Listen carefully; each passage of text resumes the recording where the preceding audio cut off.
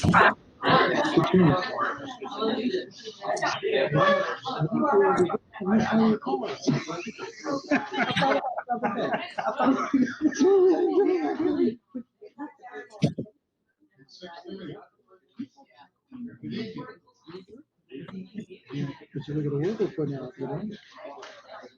nice to everyone here. It's nice to see you. We have the Honorable Senator here tonight for an update. Welcome. Call the meeting, City of Westlake Council meeting to order Monday, July 12th, 2021 at 6:31. Roll call, please. Mayor, I have a few preliminary matters. Okay.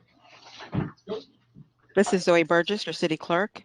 This meeting is being held with a quorum of City of Westlake Council physically in attendance at Westlake Council Chambers, 4005 Pratt Whitney Road. Councilman Patrick Paul, Vice Mayor John Paul O'Connor, Mayor Roger Manning, Councilwoman Katrina Long Robinson, and Councilwoman Kara Crump are present physically in attendance. City Manager Kenneth Castle, Interim City Attorney Donald Duty, Planning and Zoning Director Nilsa Zacharias, and Engineering Director Suzanne Dombrowski are physically in attendance.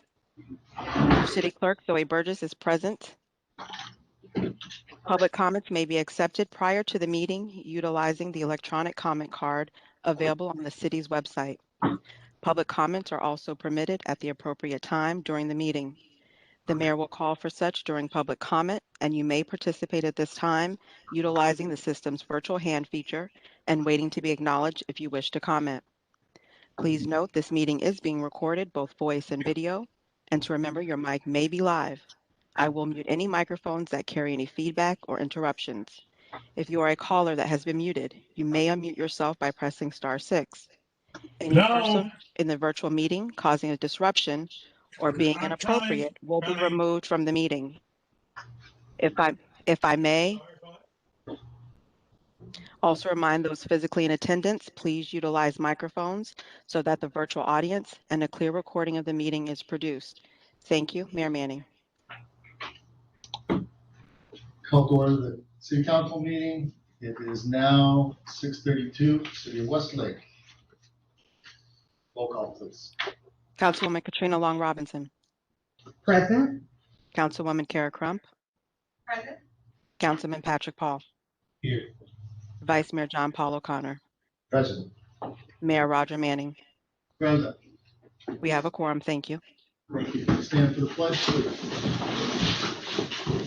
I pledge allegiance to the flag of the United States of America and to the republic for which it stands, one nation, under God, indivisible, with liberty and justice for all.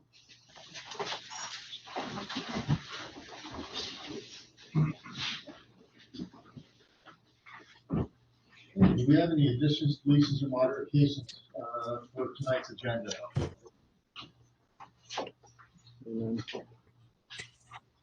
Showing none from the guys. So could we have a motion? I'll make the motion to approve the agenda. Second motion. I have a motion to approve the agenda by Councilman Paul, seconded by Councilwoman Crump. Roll call. Councilman Paul. Yes, but there was a councilman comment. I'm sorry, correction. Motion made by Vice Mayor O'Connor, seconded by Councilwoman Crump. Roll call. Councilman Paul. Yes. Vice Mayor O'Connor. Yes. Mayor Manning. Yes. Councilwoman Long Robinson. Yes. Councilwoman Crump. Yes. Motion carries 5-0. Thank you. Do we have any public comments and requests? This is an open forum on non-agenda items. Mayor, I received no previous public comments. And I see no virtual hands. We'll give them a moment for the virtual audience to raise their hand or unmute their devices. If you wish to make a comment, please raise your virtual hand or mute your device by pressing *6 and state your name and address.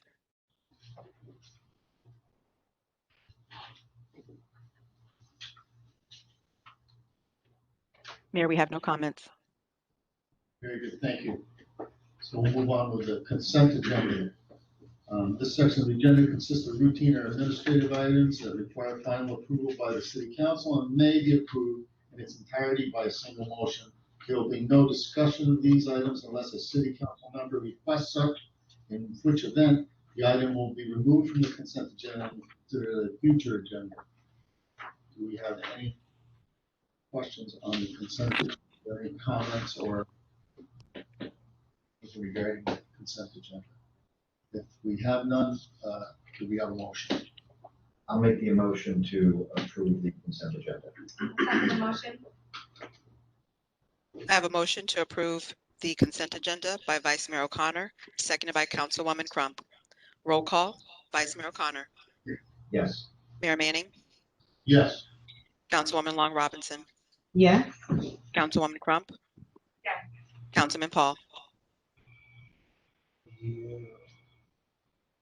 I've got a question. This is the part where for the noise ordinance, if I have an issue with that, I guess I should have said that earlier. That would have been on the, That's in the public hearings yes. and second readings. Yes. Yeah, that was. Is that a yes, Councilman Paul? Yes. Motion carries 5-0. Thank you. Thank you. Okay, we're gonna move on to, the presentations. Tonight, we have, Senator Bobby Powell here to do a, legislative update. Senator Powell. Thank you. Hey, Mayor, how are you? Very good, sir.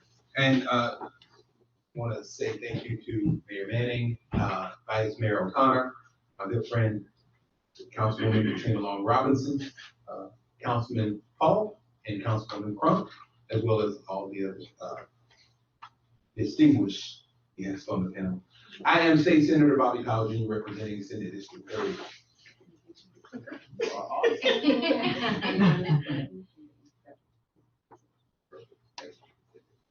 We'll give you.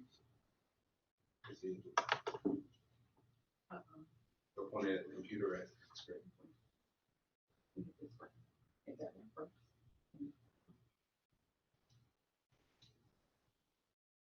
You're doing it wrong.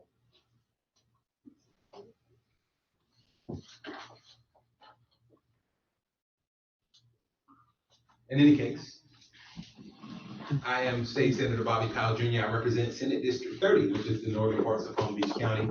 We'll go through the list in just a minute. I want to thank you all for giving me the opportunity to come to the town, to the city of Westlake. Of course, former Vice Mayor Katrina Long Robinson has invited me to come along with you, Mayor Manning, for a tour pretty soon. Awesome, thank you. And I want to give you a really quick legislative update. I won't go through every detail and every point. I want to thank also the everybody in the audience. I'm also an AICP certified planner, so I have some familiarity with a lot of the people in the audience today, so I'm glad to be here and glad to share really, really quick. So I'll let everybody else get down to business. As you see on this first picture, first slide, I've got on a mask because this year in Tallahassee, we were under the rise of COVID-19. No one was allowed inside of the Capitol. For the first time, I think in the history of a legislative session, we really didn't have a whole lot of public input. However, people who wanted to speak to the Senate would go down to the convention center and be able to speak from a teleprompter, and it would be piped back over to us in the chambers. It was a little bit less personal because, usually when someone's standing, like I'm standing here now, if you want me to sit down, you say, okay, thank you, Senator, if that's your time. And if I still kept talking, you probably say, okay, you can wrap it up. However, when I'm at the convention center and you're listening to me, you say, that's my time. If I speak 1 second past my time, you can hit the button and I disappear. So we saw a lot of that this year during session, but I'm glad that we are now, at least those of us who've been vaccinated, are outside and able to enjoy life again. So I'm finally glad to be back out here doing updates and mingling and meeting with people. Of course, I told you I represent the northern parts of Palm Beach County, and in the northern parts of Palm Beach County, the largest district, I think, if not the largest, most definitely the best district in Palm Beach County, Senate District 30, we get the town of Royal Palm Beach, the city of Riviera Beach, Village of Tequesta, West Palm Beach, and down there at the bottom, not last, but down at last, but certainly not the least, the city of Westlake. So I'm glad to be here with you all tonight, representing all those other cities and municipalities are places that I get a chance to represent too. This is where we're on our tour of the places we represent to kind of give you an update on session. Of course, I am a senator. I spent 4 years in the Florida House prior to being in the Senate for 5 years. I am one of 40 senators, 16 Democrats, 24 Republicans, and we have the ability in the Senate to pass, well, not to pass, but to file unlimited bills. Pass as many bills as you can get through the entire process, which a lot of times ain't a whole lot. House members, 120 members of the House, 42 Democrats, 78 Republicans, they have 7 bill slots. The caveat is, although I have unlimited bill slots, I have to have a sponsor in both the House and the Senate. However, remember, during session is 60 magical days. There have been times where something was not sponsored in the Senate or in the House, and it ended up on the floor. So just remember, it's the most dangerous time in Florida when we're in session. I have 2 leadership roles. Now, in my 9th year of being elected here in Palm Beach County, I am currently the chairman of the Florida Legislative Black Caucus, which is the largest caucus in Tallahassee, for the year 21 and 22. And I'm also the Senate Democrat Leader Pro Tem, which has a variety of responsibilities of which I am participating in, even when we're not in the session. So I am the second person in charge of the Democrats in Tallahassee, and then the chairman of the Florida Legislative Black Caucus. My committee assignments, as I've matriculated into the roles, 2 of the most important committees are those at the top, which are appropriation and rules, meaning that every budgetary item ends up coming through appropriations. I see it. I also have the opportunity to have my input and put a lot of appropriations requests inside of that budget. Sometimes they stay until the governor comes in and vetoes a lot of it, like he did in Palm Beach County this year. Sometimes they stay all the way through, which we have experienced as well this year, but we saw a lot of cuts. Also, I sit on the Rules Committee. Every bill that goes to the floor, nearly every bill that goes to the floor goes through the Rules Committee, and I end up seeing them. That's probably why we got that slide there with my hand on my head. It's a lot of reading, a lot of stress, a lot of thought. Those are the other committees I sit on. Important is community affairs. Community affairs deals directly with our local governments. It deals directly with the communities that we serve. And this year we saw a lot of preemptions come through community affairs. Fortunately, for our municipalities, I voted against every preemption. Unfortunately, a lot of them did pass. Major session issues. You've probably heard about these top 2 issues. Some of you may have not heard about, but I'll run them down real quick. HB1, which was combating public disorder, also known as the anti-protest bill. Senate Bill 90, the election administration bill, also called elections integrity. 7051, police reform, which was a birth child of the Florida Legislative Black Caucus, and it grew to be supported by everyone. Senate Bill 54, motor vehicle insurance, which would have gotten rid of PIP. Local government preemptions, we talked about code enforcement, fuel retailers, preemption of occupational licenses to the state, and then impact fees. Those are not all. Those are just a few. The anti-protest legislation, in a nutshell, creates a crime of mob intimidation. That's 3 or more people. And if those 3 or more people come together, it can be considered a riot, depending on what they're protesting. Also, if someone feels imminent threat or danger, these individuals could be charged with a crime of mob intimidation. It requires the person who's been arrested during a riot, which we have broadly defined, to be held in jail until at least first appearance, sometimes overnight, sometimes 24 hours. It creates additional civil penalties for obstructing roadways, which is a change, right? Because originally, the language was set up that if someone was obstructing a roadway, you'd be able to run them over with your car and get away with it. Luckily, someone read the language and found out it was unconstitutional to put that in law, so they just increased the civil penalties. And the municipalities waive the sovereign immunity, this is important, with regard to breaches of statutory duty if your law enforcement is not allowed to enforce or respond to an unlawful assembly. Senate Bill 90, voter restrictions on legislation. This is the voter restriction legislation. It really limits what we do with regard to vote by mail. I, of course, was able to vote by mail in the local election before going to Tallahassee by dropping my ballot in a drop box outside of the supervisor of election office. The main thing this bill will do is to get rid of drop boxes except for during early voting hours and they have to be manned at all times. So if you're leaving town, you want to drop your ballot in a drop box, you cannot do it. You would have to wait until somebody is there watching it, or the argument is you can drop it in the mail, right? But if you drop your ballot in the mail on a Sunday night, the election's on Tuesday, chances are it will get there Thursday, and you won't be your vote will not count. A lot of things were put into this piece of legislation. One thing that was not touched is the idea of sham candidates. Of course, if you've been paying attention to what we have going on in Florida, there were some sham candidates put in elections around the state. These were individuals who registered as no party affiliates.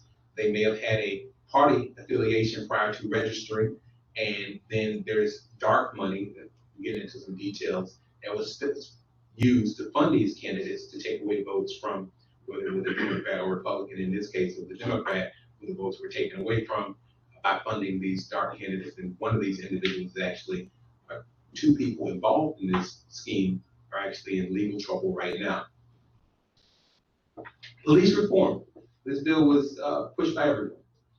The Florida Legislative Black Caucus originated it, but we worked with the Republican caucus, the Democrats, as well as law enforcement to come up with issues that would have solved some of the issues related to what happened last year in the summer with George Floyd. This implements minimum standards for law enforcement officers and correctional officers, limits chokeholds, there's a duty to intervene, requires independent investigations when there's data collected on use of force incidents. There's also employment applications disclosures, so that an officer who is fired from one agency just can't move to another one without disclosing those issues. And then mental illness training for law enforcement officers, which was originally one of my bills, allows for law enforcement officers to add mental illness training into their CLEs to continue education with regard to their training, so they can identify if somebody is suffering from a mental illness when they arrive on the scene, which could save a life. Motor vehicle no fault insurance. This is the PIP bill. There's really not a need to really go over it because it would regulate mandatory BI, but the governor vetoed that recently. Local preemptions. Code enforcement prohibits anonymous complaints, but it permits them only if there is a threat of imminent destruction or natural resources or to health, welfare, and safety. So in a nutshell, this is supposed to stop people from making anonymous complaints to code enforcement. Fuel retailers. This bill prohibits local governments from adopting laws or policies which prohibit the siting, development, or redevelopment of a fuel retailer, meaning that we've got 7-Eleven, Exxon over here, the local municipality wanted to do anything to change that, you couldn't. That's preempted to the state. Preemptions of occupational licenses prohibits local governments from requiring a license for a person whose job does not substantially correspond to that of a contractor. And then the impact fee bill, which means you can't increase impact fees except for, in a nutshell, about once every 4 years, and you have to meet a certain criteria in order to do that. That's a very, very important one for local governments, because those things that are generally taken care of by impact fees will end up being pushed onto the backs of the residents in your municipality, who will have to take care of the brunt of some of these projects. My legislation, minimum age of arrest, waiver of fees for affordable housing construction, that was giving local governments power, but we didn't want to do that. Background screening, mental illness training for law enforcement officers, was pushed into another bill. Unemployment compensation was a bill that I worked on with Anna Escamani in the House. It ended up being taken over by Jason Brodeur in the Senate, and parts of it passed. The House didn't move as far as we wanted to move in the Senate, but it did move. There's a picture of me debating my good friend, Senator Van Alford, probably about that particular bill in essence. And then some of the budget highlights. In a nutshell, the budget was $101.5 billion. It's the largest budget in the history of the state of Florida. It was increased by about $10 billion by federal government dollars. Normally the budget would have been about, like last year was $92.2 billion. This is an increase. We are seeing a larger and larger budget. What ended up happening is some of the projects that we had here in Palm Beach County, we did not push because we felt that we were in the midst of COVID. And some of the municipalities did not put in for some of the projects and appropriations that we maybe could have gotten. We still took a big hit, even though we had additional monies in the budget. That is a highlight. I am State Senator Bobby Powell. This is my team. Team Powell here. You've got Diane Andre, JD, Kirsty Miles, Esquire, and Christopher Stubbs, EDD. And our contact information or their contact information is below. And Andre.Diane at Florida Senate. Kirsty is miles.kirsty@flsenate.gov. And then Christopher is stubs.christopher@flsenate.gov. We can be reached at 561-650-6880. And now I'm available for questions, comments, or conversation, reminding you that a life is service. Thank y'all. Thank you, Senator Powell. Does anyone have any questions for Senator Powell? No, I just want to thank Senator Powell. I worked with him firsthand on several things, and he did a fantastic job during COVID with ensuring that vaccines as well as COVID testing is here in Palm Beach County, and not only serving his area, but making sure throughout the county. So I really want to thank you for doing that and working so effortlessly to ensure that we were safe here in Palm Beach County. And I always think it's good when people who we send up to Tallahassee can come and talk to us here. So thank you, Senator Powell. Thank you so much, Councilwoman Long Robinson. It is indeed always a pleasure to work with you. We get an opportunity to work together quite frequently, and your passion and commitment to the community is just amazing. So thank you for all that you do. And thank you, Mayor Manning. We've met before. Yes. Looking forward to continuing to work with you, and also looking forward to my tour that we're going on pretty soon. Love to have you. Thank you so much.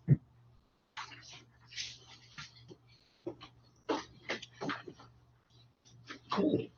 We'll move along to our public hearing portion of the agenda.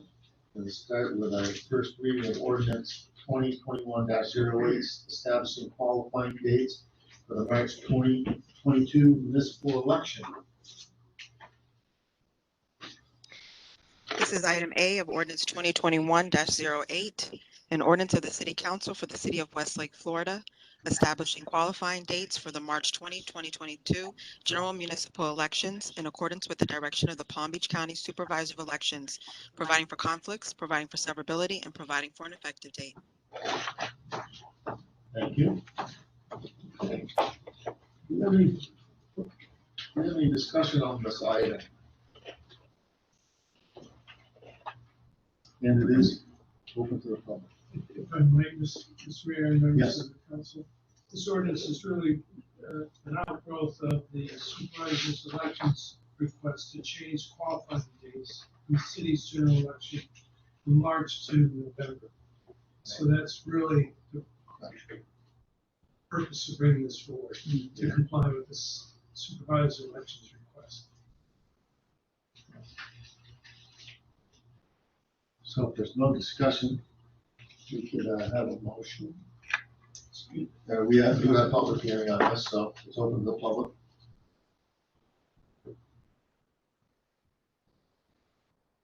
Mayor, I received no previous comment cards. We'll give the virtual audience a moment to raise their virtual hand.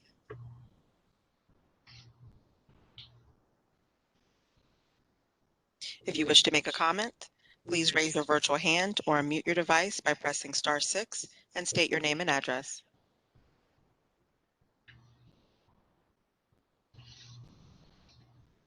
We have no comments, Mayor. And I see no comment from the council, so we can have a motion. Make a motion to adopt ordinance 2021-08. I'll second. I have a motion to adopt ordinance 2021-08 by Councilwoman Crump, seconded by Councilwoman Long Robinson. Roll call, Mayor Manning. Approved. Councilwoman Long Robinson. Yes. Councilwoman Crump. Yes. Councilman Paul. Yes. Vice Mayor O'Connor. Yes, Motion carries 5-0. thank you. We'll move on to our second item, which is ordinance, which is a second reading of ordinance 2021-01, chapter 23 nuisances, Board of Ordinances, noise ordinance, submitted by the Planning and Zoning Department. Mayor, this is item A, ordinance 2021-01, an ordinance of the City Council for the City of Westlake, Florida, to include a chapter to be known as nuisance, an article to be known as noise, providing for definitions, providing for noise restrictions, providing for exemptions, providing for enforcement, providing for repeal of conflicting laws, providing for severability of invalid provisions, providing effective date. This is second reading. First reading was June 14th, 2021. Thank you. Do we have any public comment on this item? Mayor, I received no previous comment cards. We'll give the virtual audience a moment to raise their virtual hand. If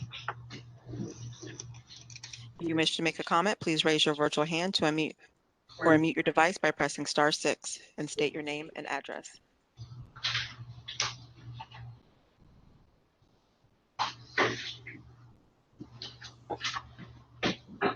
Mayor, I see no virtual hands. Do we have any comment from you guys? I'll make the motion to approve. I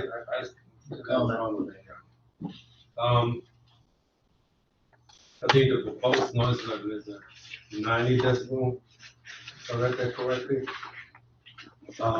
Where would that be measured? How far from the MPA?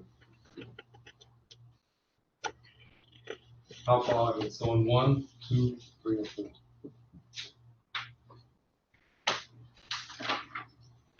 I believe it would only get measured in the event that there's a complaint. And at that point, it gets measured from the complainant's location. Well, I guess my question is, how far out are we allowed for that noise level to be present?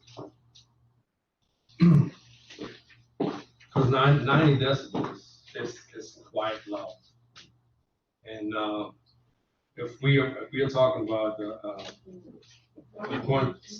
point 2 from the noise study, then that would be, there was quite a few houses impacted by that, and that would be quite loud. I would have strong concern that if 90 decibels till 2 o'clock in the morning. If I could just make a quick point, I thought it would be fun, so I turned on my little decibel meter on the app, and while that Senator Powell was speaking alone, we hit a max of 84 dBs, and I think he's pretty soft-spoken and well-spoken. I don't think 90 dBs is what everybody thinks it is. I mean, you're washing your machine at home, your dishwasher. Can I see the Much weekend higher period than and 90 maybe I need to, I know that I much. can walk into. The one that came with my house. And one of the the. comparing things that the city manager gave me 90 dBs compared to a running lawnmower or subway station, things of that nature. So again, my question is, at what point would they be measured? And 90 dBs when music is blasting, when not that can't be. Here. Okay, please let me grab I will walk you through the diagram. That's a very good question. Councilmember Paul. So you are talking about table 2. That's what we are referring to, table 2? I'm talking about on the noise study, which just copied this page. And there were different points where noise were measured. I don't have that page. That was from the original sound study that was done when the amenity center was done with the amphitheater, when they did the original sound study for projections of certain levels, how far it would travel into the adjoining neighborhood, which the council passed on the original process when they approved the amenity center and its location and its exemption from the noise levels. Yeah, the noise level there, I think, was around 82 decibels or whatever at that point. Yes, let me please answer your question. Let's just walk one by one, page by page on the ordinance, because there is a specific section with regard to code enforcement. So, the first, on page 2, we have the indoor noise limitations. And that is only referring to indoor noise. as very specific, and it says there on B, it says 97 dBA, but those are for interior noises. Okay, so that's where the 97 is on page 2, 3B. With regard to table 1 and table 2, in table 1, if we look at closely, the dBAs are from 78 in R1 and R2, and then it goes 55, dBA. Then on the residential area, we have 78, like I said, then we have in the mixed use, 85, and then on the town center, 85 and 78. Table 1 does not have any reference to 90 dBA. So that's table 1. Table 2. Then on table 2, that's when we get into the allowable exterior sound levels per sound zone on outdoor venues. And then again, we have R1 and R2, which are on the 70s. Then we have the mixed use zone. We have from 85 to 90. The town center also is from 85 to 90. And then the medical sound zone. So with regard to where we measure, I want to answer your specific question. It's on page, I want to give you specifically the page number. It's page 11, Enforcement Program. So A, the purpose and intent of this article go beyond mere issues of citation and filing prosecution for violations. Code enforcement officers or others in charge with the enforcement of this chapter are directed to help and assist those persons creating excessive and unusual loud noise to conform to the standard. B, if the potential noise violation is being investigated as a result of a complaint, the sound measurement shall be taken from 50 feet from the property about which the complaint has been made or at any location on the receiving property. That is, if I, in my home, and I'm the complainant, I complain, so the code enforcement officer will come to my home and measure from there. Okay, I understand that part. My question is, if we allow 90 decibels until 2 o'clock in the morning, That's not in there. it says in table 2. I don't think it's till 2 a.m. It says it in table 2. In table 2, it does state till, In certain, not in residential. no, in the mixed use and the amenity center area, it does. That's right. Okay, my question is, the 90 decibels, where would they be applied? Does that go out to zone R1 and R2, which then there's quite a few houses impacted by that? Or is it at the amenity center, and then it trickles down from there? If I paraphrase correctly, what Nielsen said is it's 50 feet from the quote offending property. If you are below that 90 dB, 50 feet from that property line, or if it's right next door at the adjacent property line, that's where you would make the measurement. So if it was the amenity center, what you would be doing is walking across the street to the far side of the amenity center. If it's over 90 dB or 95 dB, whatever it is, at that location, then they would have to turn it down to get below that. But, and again, 90 dB at this location, 2 R2, there's quite a few houses impacted by that. That's my concern. So if I'm in the second row of these houses and I have 90 dBs or noise concern, then what does it do to the first row of houses? You wouldn't have 90 dB anywhere near that second house. The highest level that could be would be 50 feet beyond the property line at 90. That would be your maximum thing from the amenity center. That's correct. So that would be your measuring point, would be within 50 feet of the offending property. If it exceeds 90 dB at that point, then they must turn the sound down below 90 dB at that point. So by the time it gets further into the houses, it would be less than 90 dB. As the distance continues to travel, the sound drops.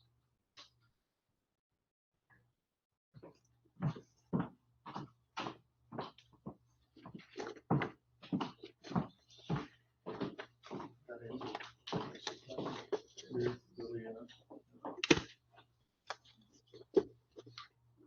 you have any other questions regarding this, ordinance 2021-01?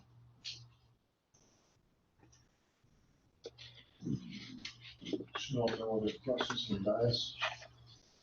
There are no questions from the public. Do we have a motion? I'll make the motion to approve 2021-01. I'll second. We have a motion to approve ordinance 2021-01 on second reading by Vice Mayor O'Connor, seconded by Councilwoman Long Robinson. Roll call, Mayor Manning. Approved. Councilwoman Long Robinson. Yes. Councilwoman Crump. Yes. Councilman Paul.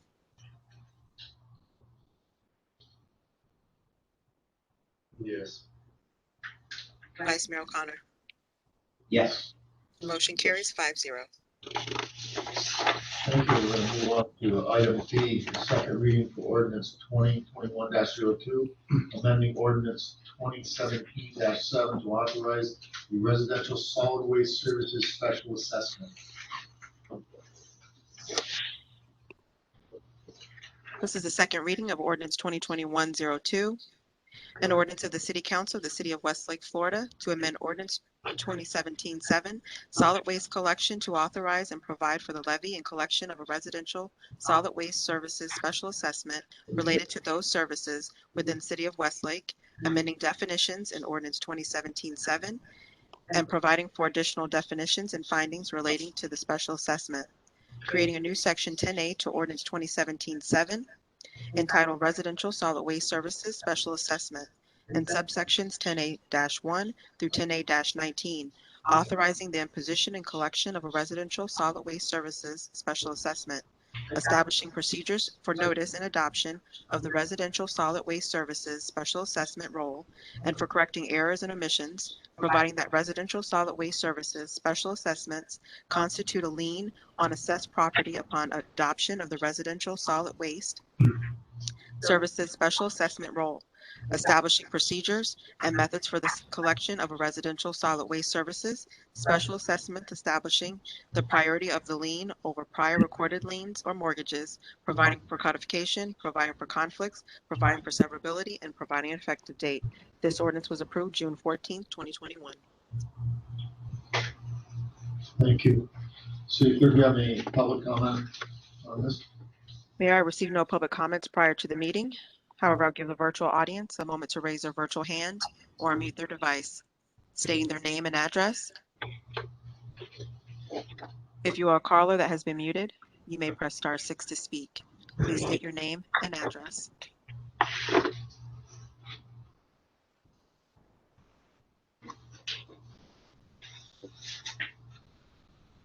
If you're a caller that wishes to speak on this item, please raise your virtual hand.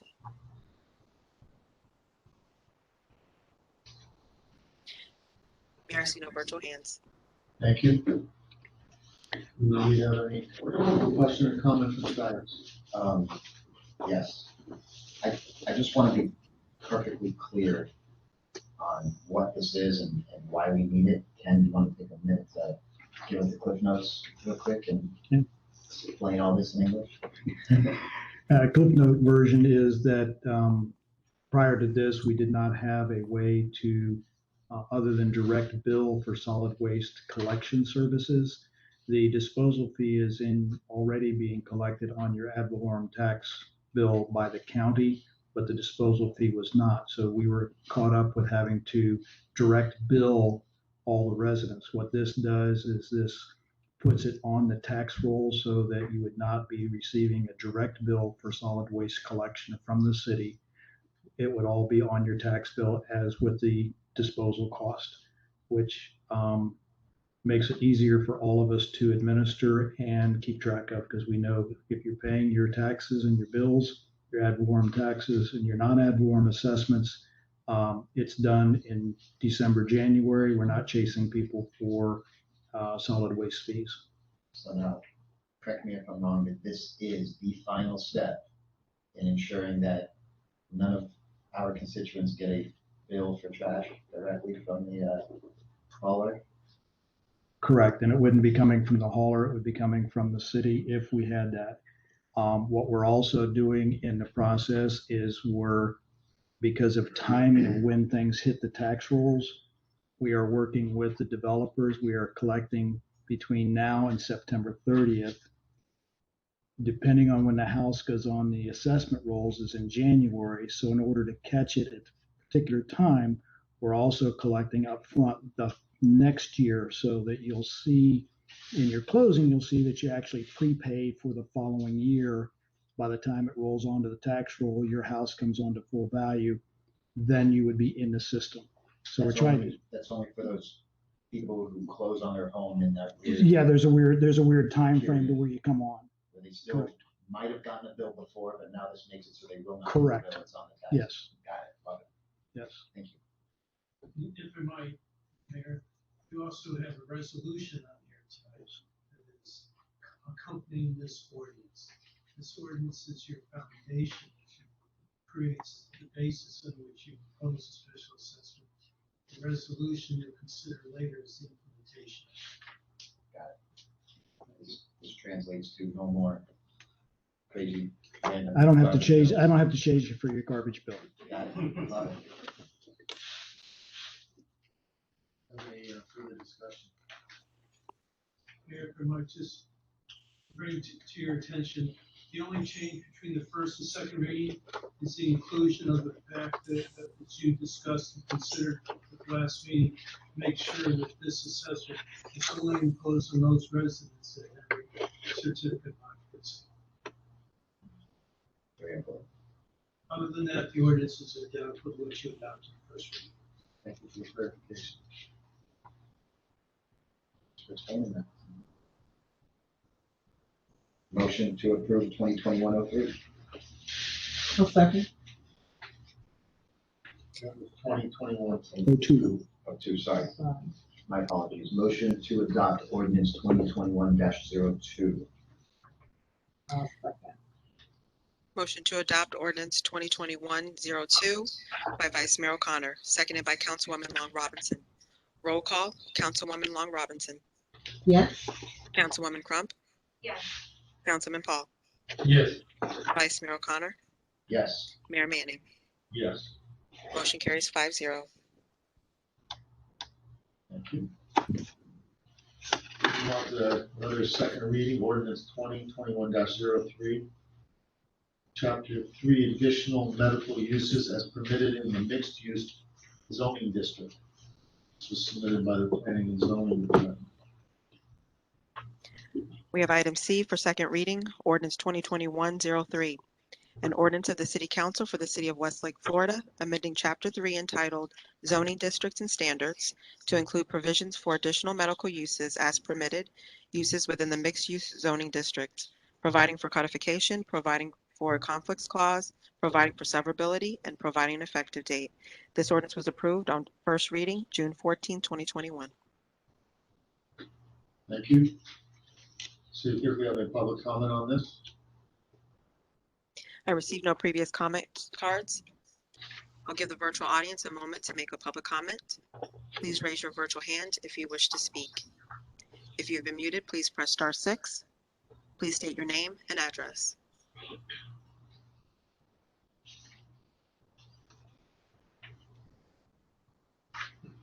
If you wish to speak, please state your name and address. Press *6 if you have been muted.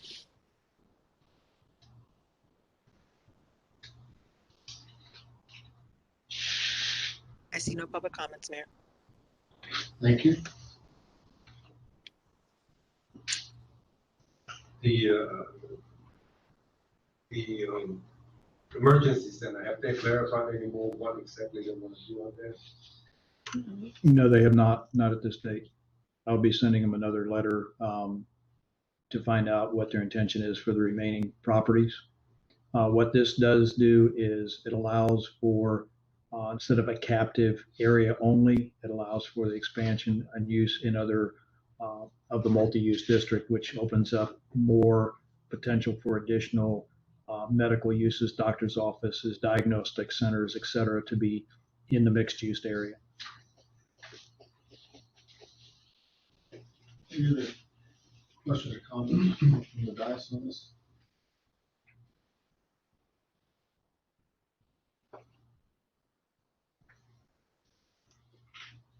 Motion to approve. Make a motion, please. Make a motion to approve ordinance 2021-03. I'll second the motion. I have a motion to approve ordinance 2021-03 by Councilman Paul, seconded by Councilwoman Crump. Roll call. Councilwoman Crump, Yes. Councilman Paul, Yes. Vice Mayor O'Connor, Yes. Mayor Manning, Yes. Councilwoman Long Robinson. Yes. Motion carries 5-0. Thank you. Okay, we'll move on to second reading again for ordinance 2021-04, chapter 5, subdivision and site development standards and land development regulations. This is submitted by the engineering department. Item D for second reading, ordinance 2021-04. An ordinance of the City Council for the City of Westlake, Florida, establishing mandatory land development regulations within the City of Westlake, which shall be entitled Land Development Regulations, providing for purpose and intent, providing for subdivision and site development standards, providing for waivers and exemptions, providing for City Council approval, providing for site development permits, providing for required improvements, providing for driveway and access requirements, providing for minimum design standards for local roads, providing for time of completion of required improvements, providing for codification, providing for conflict clause, providing for severability, and providing an effective date. This item was approved on first reading, June 14, 2021.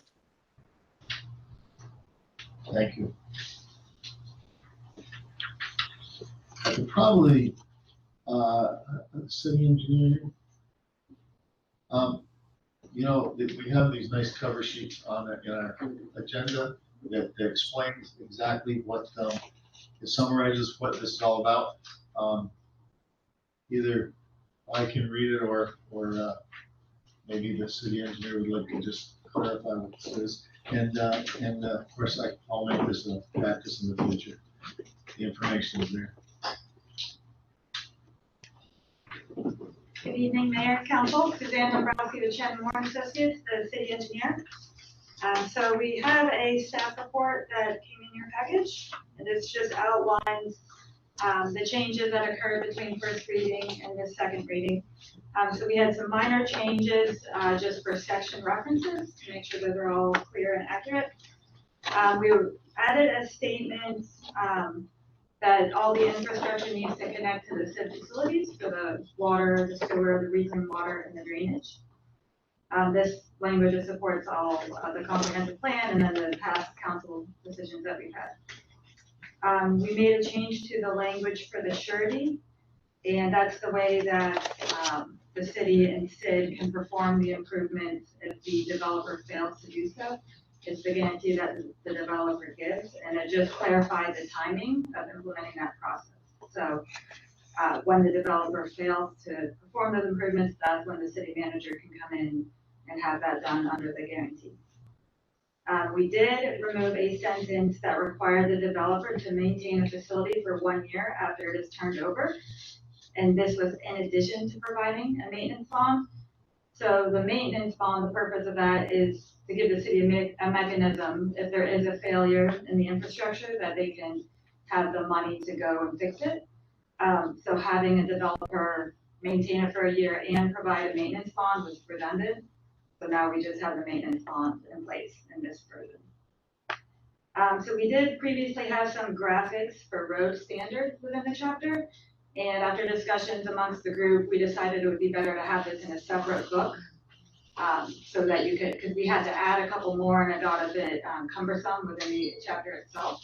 So we are going to be proposing a separate document of city engineering standards that will be separate from the ULDC, and this is standard practice for different municipalities. We added language to define legal access for a parcel. We define the minimum design standards for roadways within different zoning districts, so that tells you how wide your traffic lanes have to be, how wide your sidewalks have to be, depending on the zoning district of the land. And we did have an inconsistency related to the water systems and fire protection. It was related to the spacing of fire hydrants.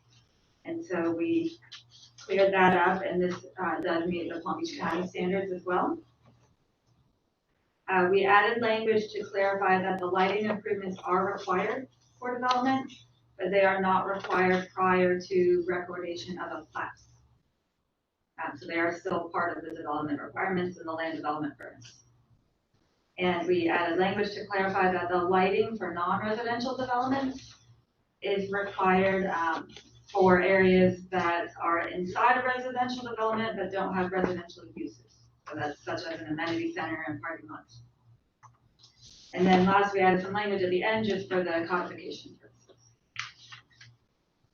So are there any questions on those provisions? Questions from here, I guess. Mr. City Manager, you're okay with this? My planning staff, my engineering staff is happy with it. I'm good with it because we can continue to move off of the county's convoluted process, make sure that ours is working, and then finish tweaking it if we find hiccups and bumps in it. But it's going to make it a lot easier and cleaner for us to be able to review projects and make them happen on time. I'm glad we're here. Mr. City Attorney, you happy with this? It's approved reform. Good answer, DJ. Good answer. It's not important if I'm happy. Yeah, well, if you're not happy, I want to know about it. He hasn't found anything that's going to get us in trouble so far. Well, that's good news. Thank you very much for the information. Do we have any questions from the dais on this? Sure, no questions from the dais. Could we have do we have a motion? Pardon me. 2021-04. I'm sorry, pardon me, Mayor. We have to get public comment. Oops. We have to request public comment. I apologize. Let's do it. I received no previous comment cards. We'll give the virtual audience a moment to raise their virtual hands. If you are a caller that has been muted, please press *6 to speak. If you wish to comment, please raise your virtual hand or unmute your device. State your name and address. I see no public comments, Mayor. Thank you. Does someone have a motion? I'll make a motion to adopt ordinance 2021-04. I'll gladly second the motion to approve 2021-04 chapter 5. We have a motion by Councilwoman Crump to adopt ordinance 2021-04, seconded by Vice Mayor O'Connor. Roll call, Councilwoman Crump. Yes. Councilman Paul. Yes. Vice Mayor O'Connor. Yes. Mayor Manning. Yes. Councilwoman Long Robinson. Yes. Motion carries 5-0. Okay, thank you. Item E, second reading, ordinance 2021-05, amending ordinance number 2019-12 in chapter 1 of the city's code of ordinances by clarifying the duties, responsibilities, and composition of the planning and zoning board. We have item E, second reading, ordinance 2021-05, an ordinance of the City Council for the City of Westlake, Florida, amending ordinance number 2019-12, adopted October 28th, 2019, amending Chapter 1 of the city's Code of Ordinances by clarifying the duties, responsibilities, and composition of the Planning and Zoning Board, repealing ordinance number 2016-003, repealing ordinance number 2020-09, adopted September 14th, 2020, providing for codification, providing for conflicts, providing for severability, and providing an effective date. This item was approved on first reading June 14th, 2021. Thank you, City Clerk. Do we have any public comment on this item? I received no previous comment cards. We'll give the virtual audience a moment to raise their virtual hands.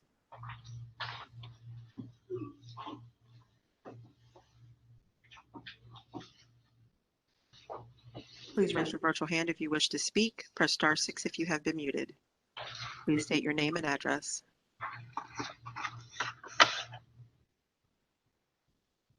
I see no virtual hands, Mayor. Thank you. Do we have any comment from administration on this one? No, this cleans it and clarifies to move forward with what the wishes of the council are to straighten up all the ambiguities between the different sections to make it all flow right. We went through that. Do we have any questions from the dais? No? Yes? Show none. Motion. I'll make a motion to adopt ordinance 2021-05. I'll second.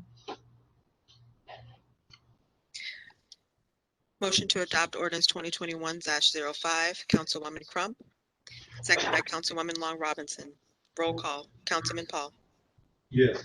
Vice Mayor O'Connor, Yes. Mayor Manning, Yes. Councilwoman Long Robinson, Yes. Councilwoman Crump. Yes. Motion carries 5-0. Thank you. Okay. Now, we have, the next item is a public hearing, quasi judicial, resolution for FPU, temporary gas time extension. Submitted by planning and zoning. Mayor, this item requires disclosure of any ex parte communications. This is resolution 2021-13, a resolution of the City Council for the City of Westlake, Florida, approving a 7th time extension for a special permit application of a temporary gas utility within Pod F of Westlake, TTD. Florida Public Utilities Company, FPU, is requesting a 6-month time extension to December 31st, 2021 in the City of Westlake, Palm Beach County, Florida, providing for implementation and providing an effective date. If you will be presenting testimony, please stand and raise your right hand. Do you solemnly swear or affirm that the information you are about to present shall be the truth and nothing but the truth? Yes, we do. Thank you.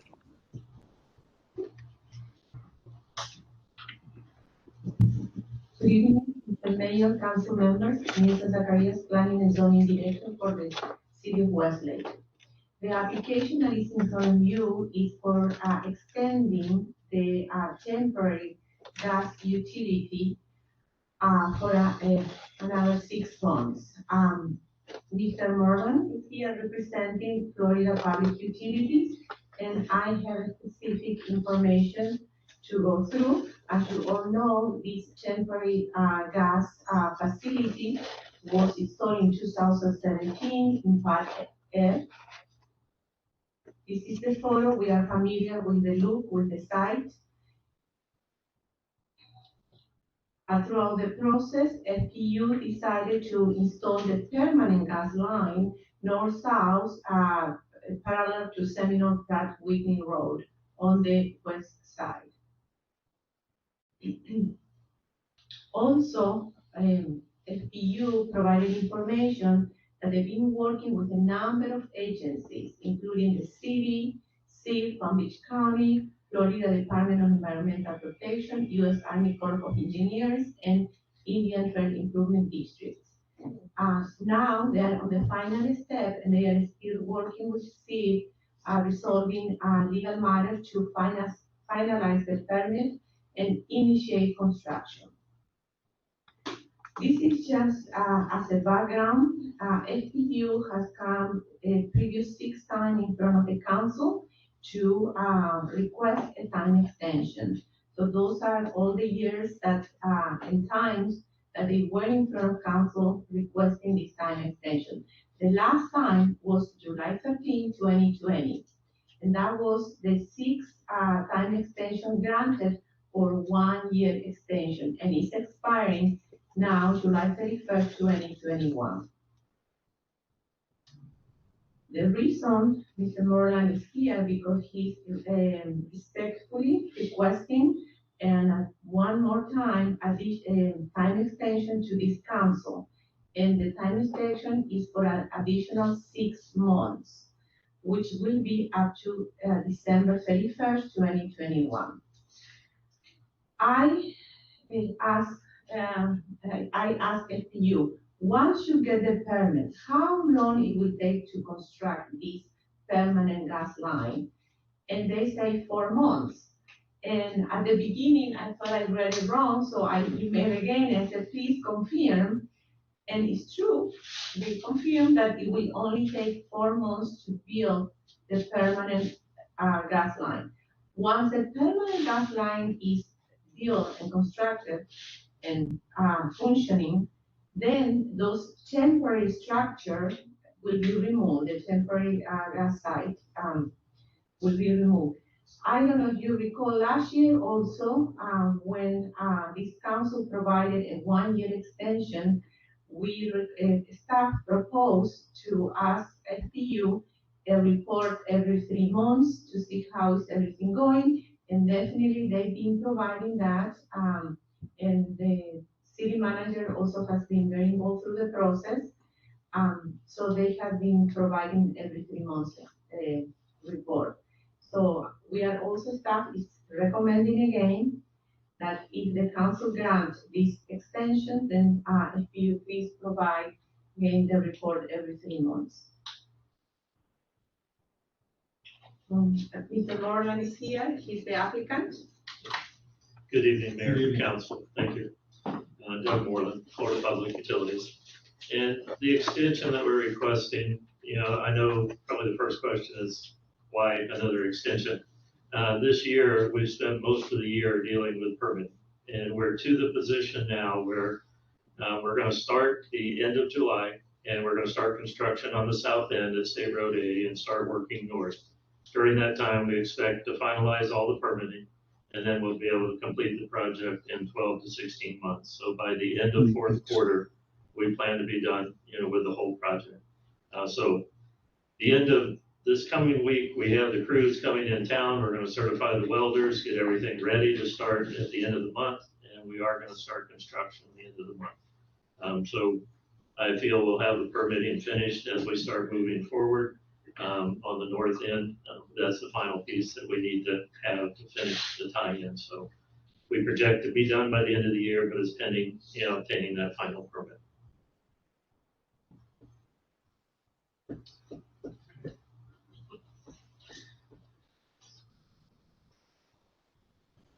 We have any public comment? Mayor received no previous comment cards. We'll give the virtual audience a moment to raise their virtual hands. If you wish to make a comment, please state your name and address. If you've been muted, please press *6. Hi, Zoe. This is Alicia. Go ahead, Ms. Torres, state your address. 5847 Whippoorwill Circle. You have 3 minutes. I just wanted to, okay, thanks. I just wanted to clarify. So permitting has been an issue, but are you saying the 12, I think you said 12 to 16 months or 12 to 18 months, that would get us to the end of 2021 where things would be finished? I apologize. 12 to 16 weeks, and we would have it finished by the end of December is our goal. Okay, great. And should there be any disruptions around our city during installation, as maybe traffic wise, I guess I'm thinking?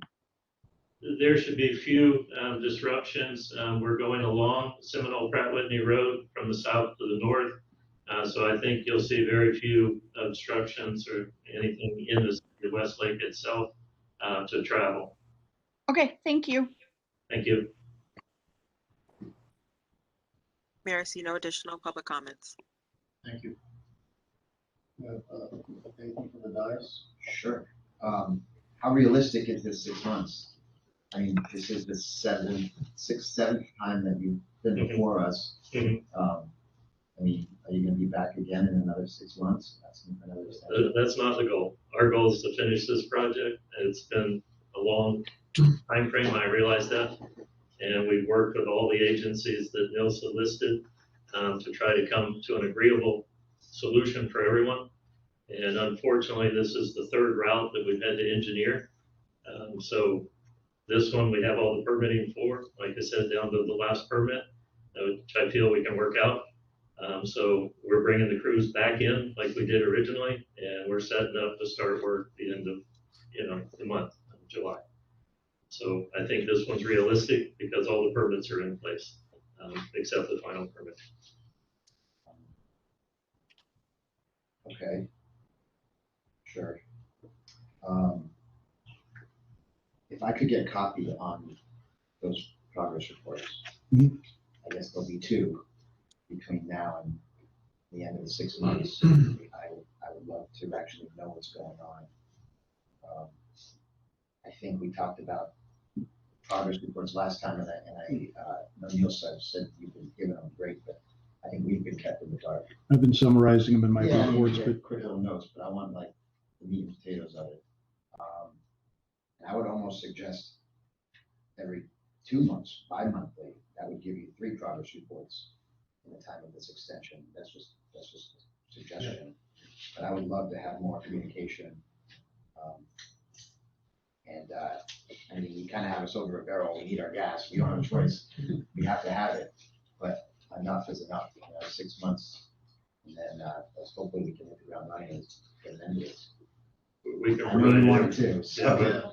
We'll be happy to finish the project as well. And we'll be happy to give an update every 2 months. That's not a problem.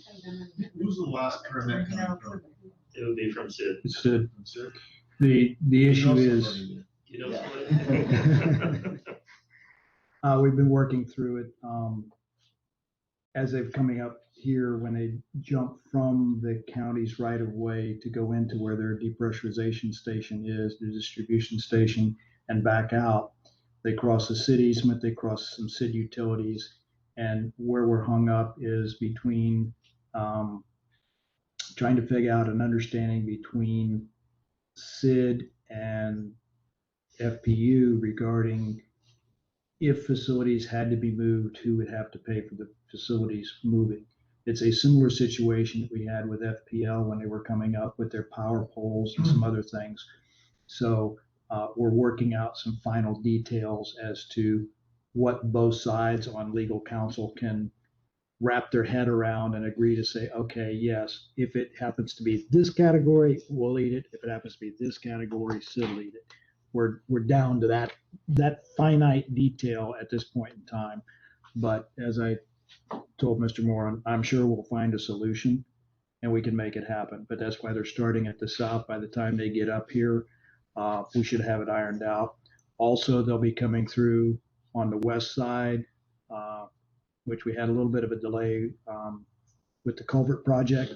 So now that the culvert is across the road, when they're on that side, they can go ahead and do their boring underneath the culvert, et cetera, and not interfere with traffic and other stuff. So we've been working with them and talking with the contractors and how to coordinate everything. And we will make it happen by 6 months or less. Thank you. I'm just gonna ask the same question I asked last year. Are these containers up there safe, with the middle of the hurricane season? Yep. Yes. Do we as residents have something to worry about? That they are safe, and last time that question was asked, we provided the wind load and all the specs on that. And they are safe. We monitor them by satellite, so we know every second what the pressures are in those tanks, and if something happens with them. So the public is safe, and that's something that we keep an eye on and monitor. Is there any specific rating as far as hurricanes, 3, 4, 5, or whatever? Where we would say, well, after winds of 120 miles an hour or 40, that there's a reason for concern, or? No, if we felt that that was the case, then we would take extra measures to secure them even further than what they're already secured. So if we're going to get a Cat 4 or Cat 5, you know, then there's additional steps in place that we can do and would do. How long would those steps take to implement if it were necessary? 24 hours. That's actually a subsidiary of Chesapeake Utilities and Florida Public Utilities. We own that company that supplies those tankers. So they're pretty much at our call. We can have them here in a short period of time. And there's things we can do as Florida Public with them also. So they're easily accessible is my point to that company because we actually own that company. Okay.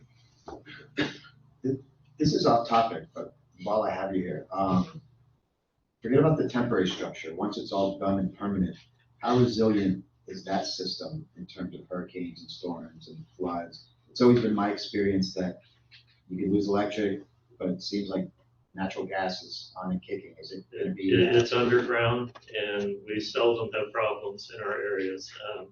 Occasionally with flooding, but it takes extreme flooding before we have a problem with that.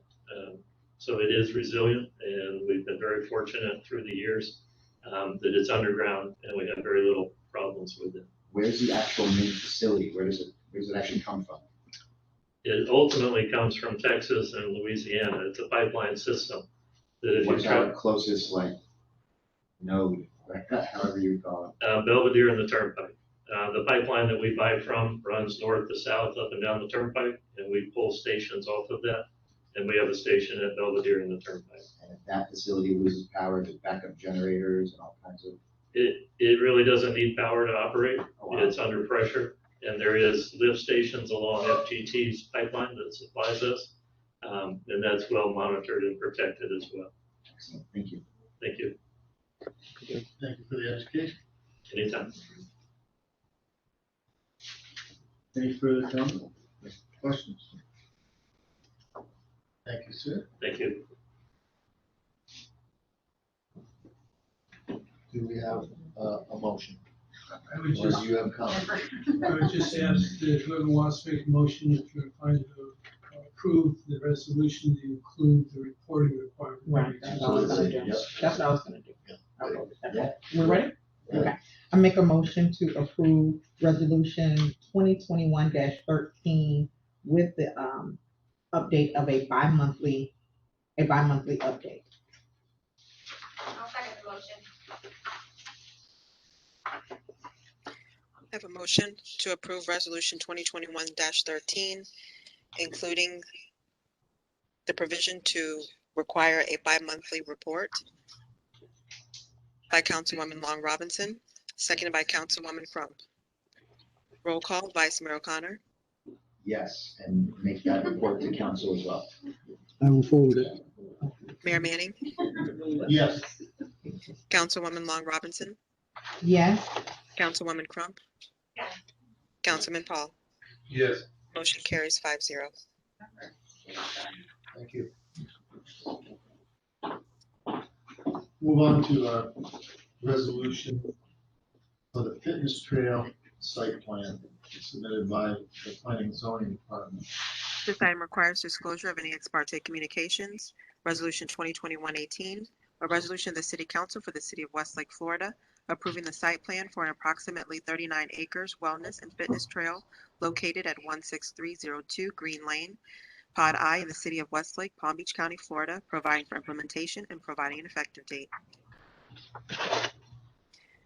If you would be presenting any testimony, please stand and raise your right hand. Do you solemnly swear or affirm that the information you're about to present shall be the truth and nothing but the truth? I do. Thank you.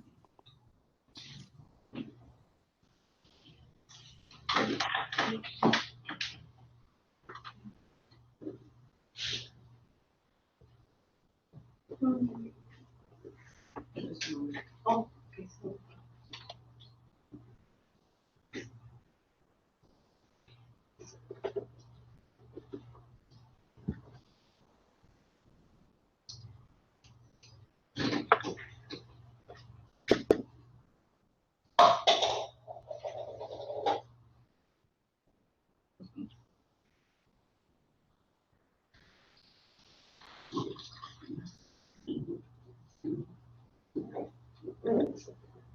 Thank you, Sue. Good evening, Mr. Mayor, council members. The application that is in front of you is with regard to the wellness and fitness trail. The proposed trail will be located in Plat I and include 39 acres. So this is a close-up how is the design of the trail. The trail has 2 points of access. The main access is on the north, it's from Green Lane, and there is a secondary access from Seminole Pratt Whitney Road. The one that is on Seminole Pratt Whitney Road is mainly for residents. It's not open to anyone. There is a keynote that will be operated by residents. So the main access again, as showing this graphic, is from the Green Lane on the north point. There are bicycle and golf cart parking provided on the main access.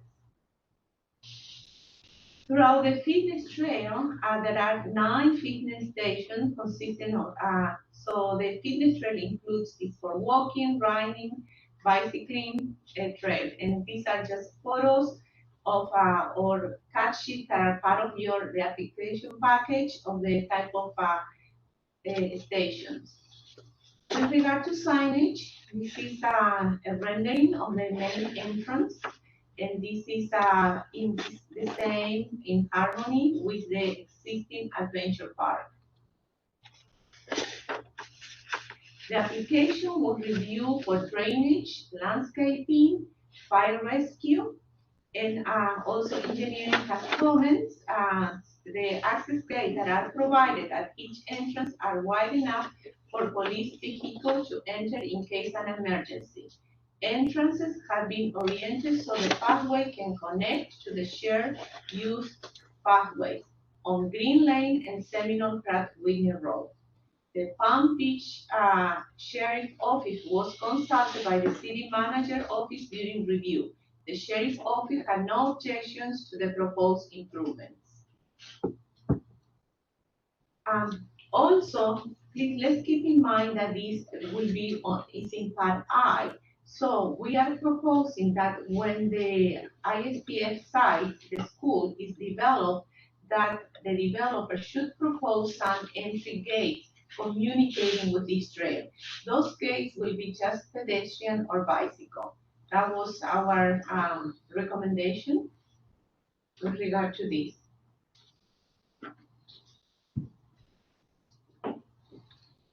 I understand Mr. So here has the presentation.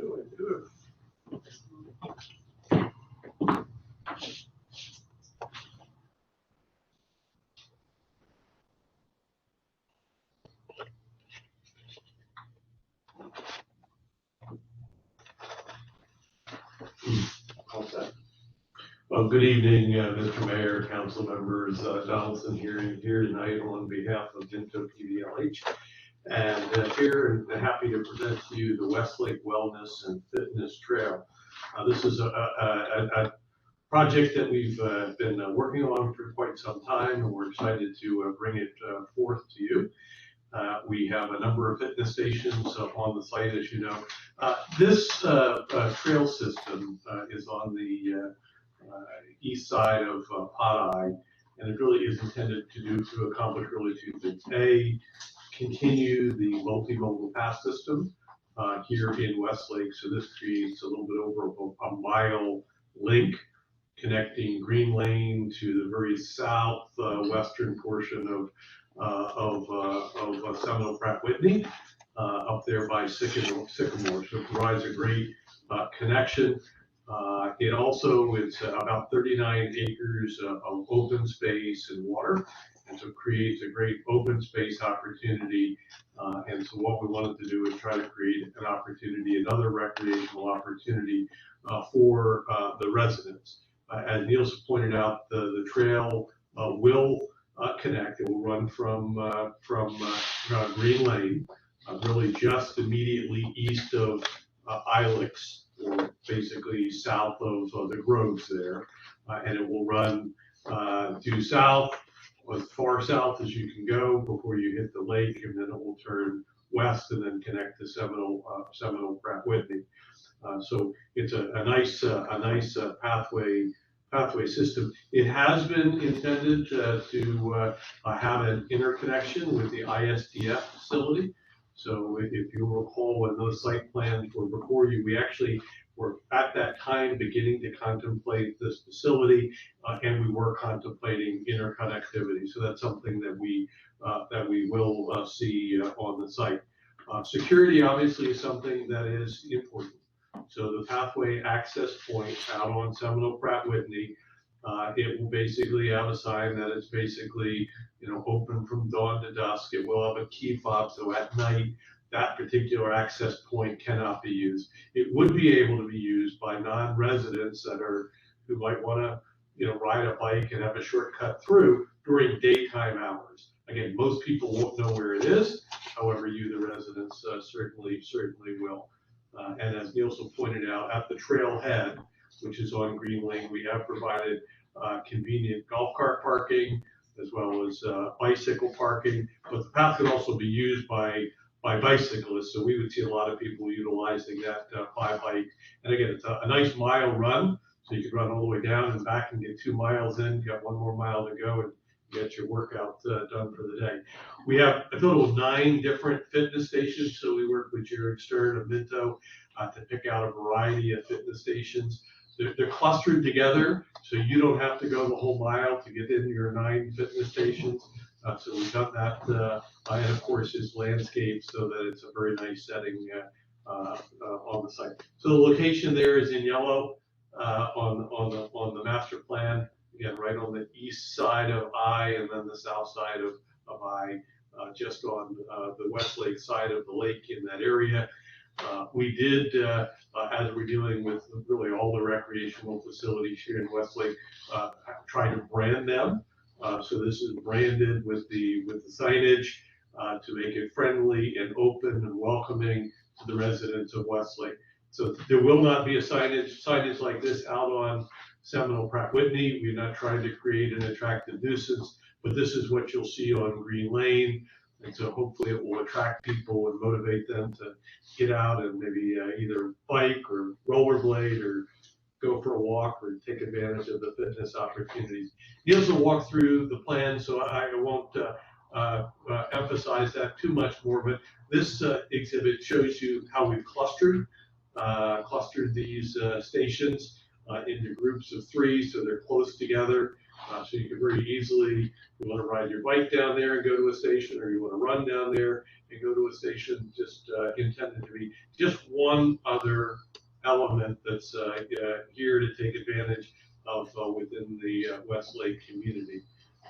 And so, but I wanted to kind of prime the pump for August 9th. So August 9th, that little area in the center of the Westlake Adventure Park, that's what we refer to as Phase 2.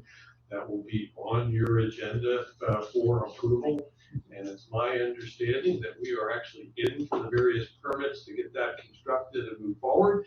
Contractor is hired, so we're really excited to also bring that before you next month. Again, just another recreational amenity here at Westlake. And with that, I'm more than happy to answer any questions and excited to present the project to you.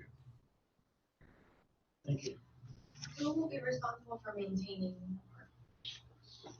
This park will be maintained by SID, so it'll be under the SID management.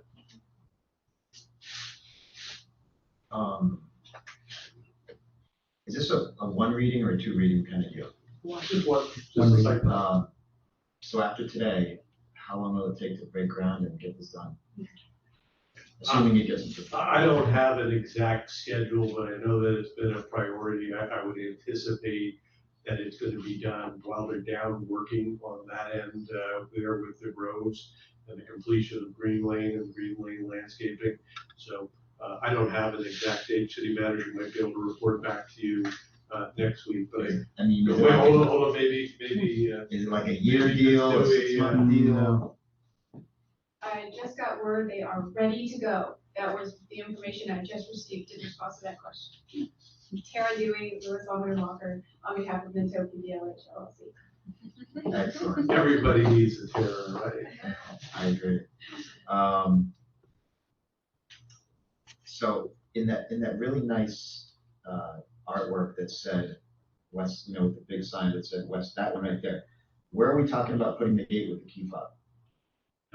There's a gate that's a little bit further back of that entry there. Further, Yeah. before. Which is a fence. The main purpose of the key fob is predominantly up on Seminole Pratt Whitney, because we really don't want people out there.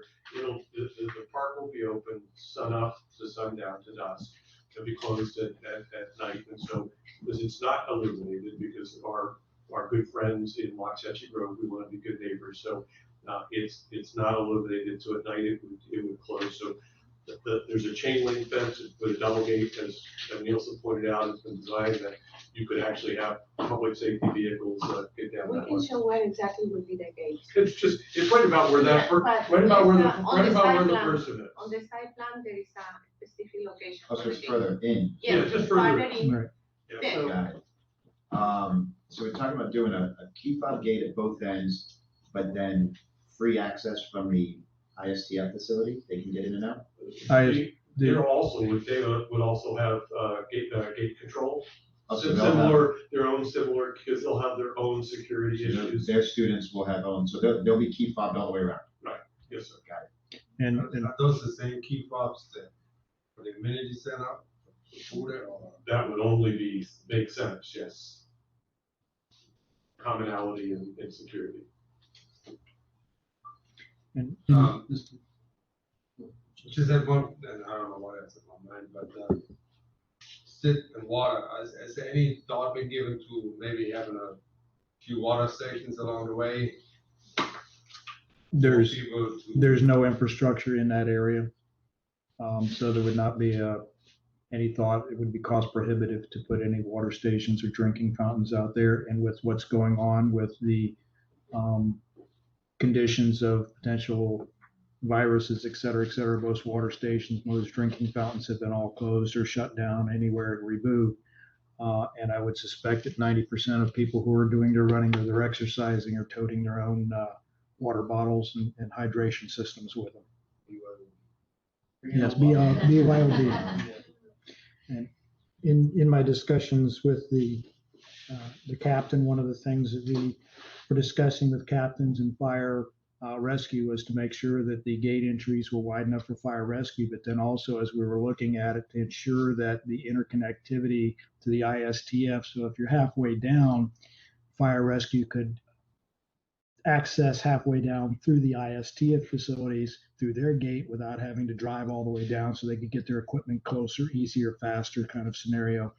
And ISTF is planned to have an entire fence around their property, so that'll help cordon off that area and make it minimal accessible.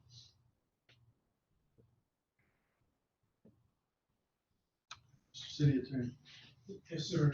I apologize before I start my question because I'm not that familiar with the project, so I'm trying to gain an understanding. So this is a district park. Yes. Yes. Seminole Improvement District Park. Correct. So it's going to be operated and maintained by the district. That's correct. Is there anything in place that the city can rely upon that this will remain a park for any given period of time? I'll leave that open to the city manager and the city manager. It is SID property. They're building the facility on it. We can put something out for the city, but SID's intent is always and has been in its charter to provide parks, et cetera, for the public. So we can just put it into the operation.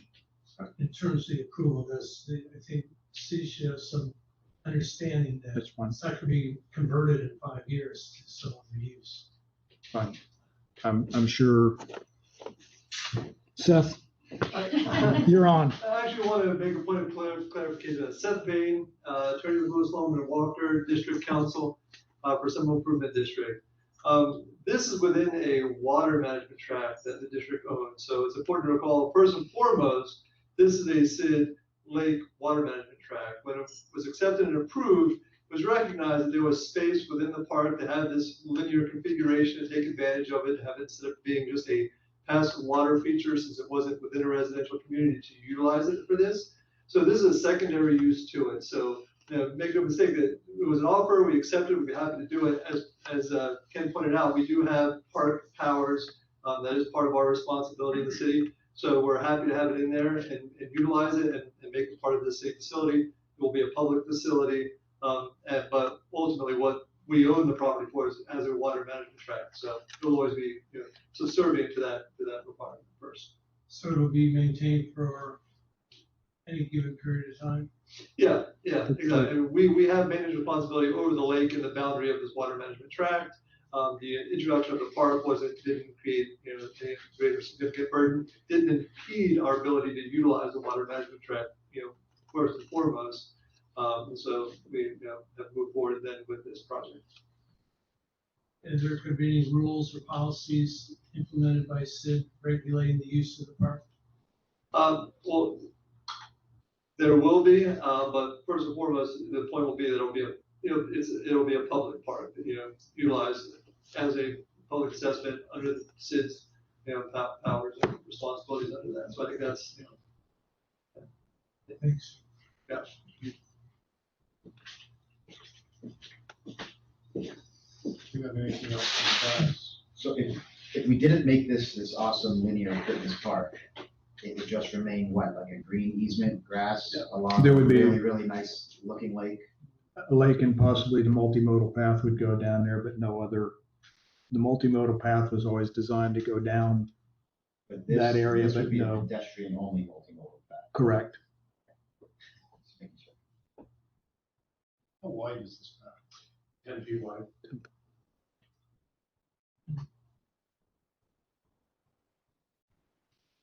How wide's the walking part where there is the fitness gear? The fitness gear, if you recall from the diagrams, is set back off of it. So It's you always leave- 10 feet no matter what. you leave the trail and you go out to the fitness area and it's totally separated and there's no conflict between the two. Got it. And then there's a beautiful landscape plan with flowering trees and other things that are designed to go out there too and grow large and create a wonderful park. I know you'll have the landscaping awesome. Yes. That's what you do.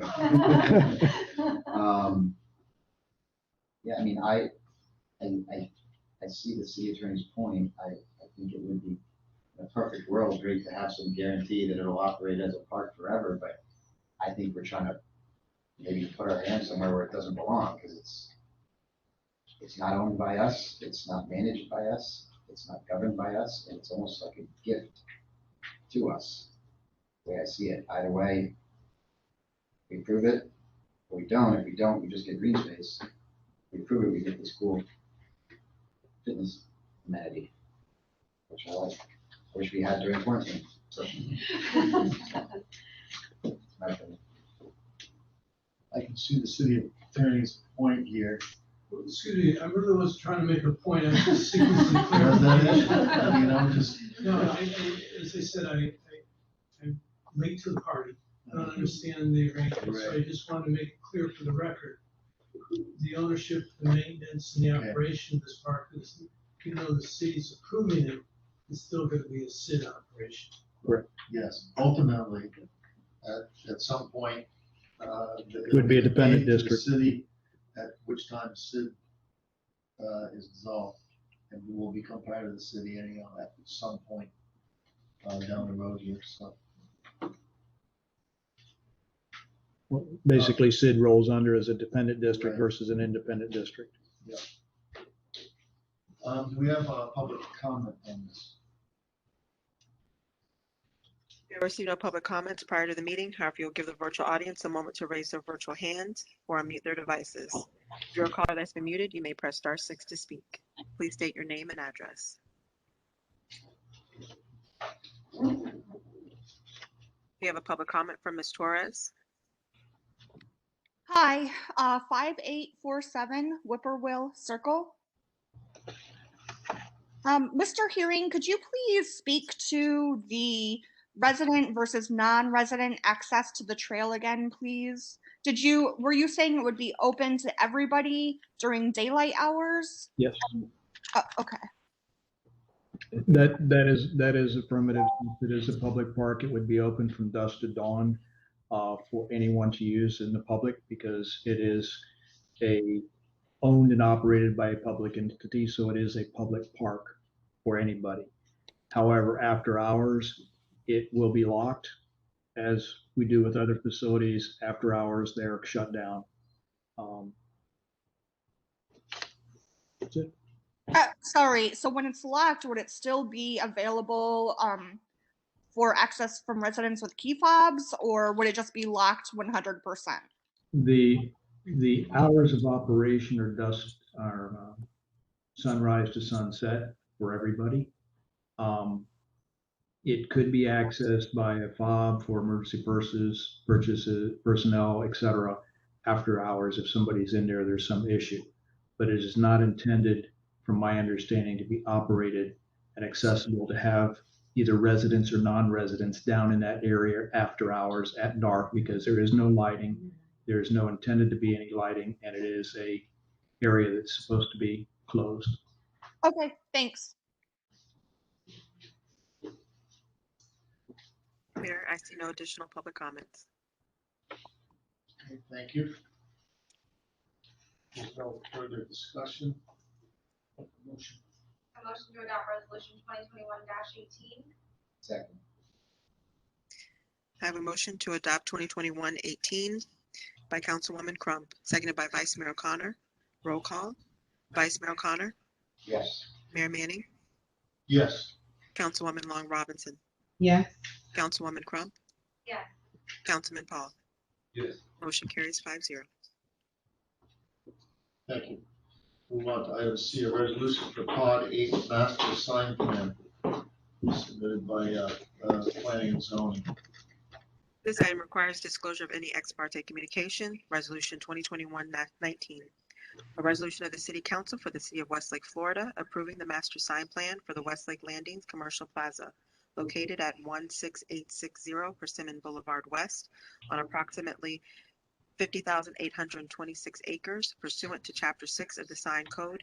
Minto PBLH LLC is requesting a master sign plan approval for ground and directional signage and 4 waivers of code provisions in the City of Westlake, Palm Beach County, Florida, providing for implementation and providing an effective date.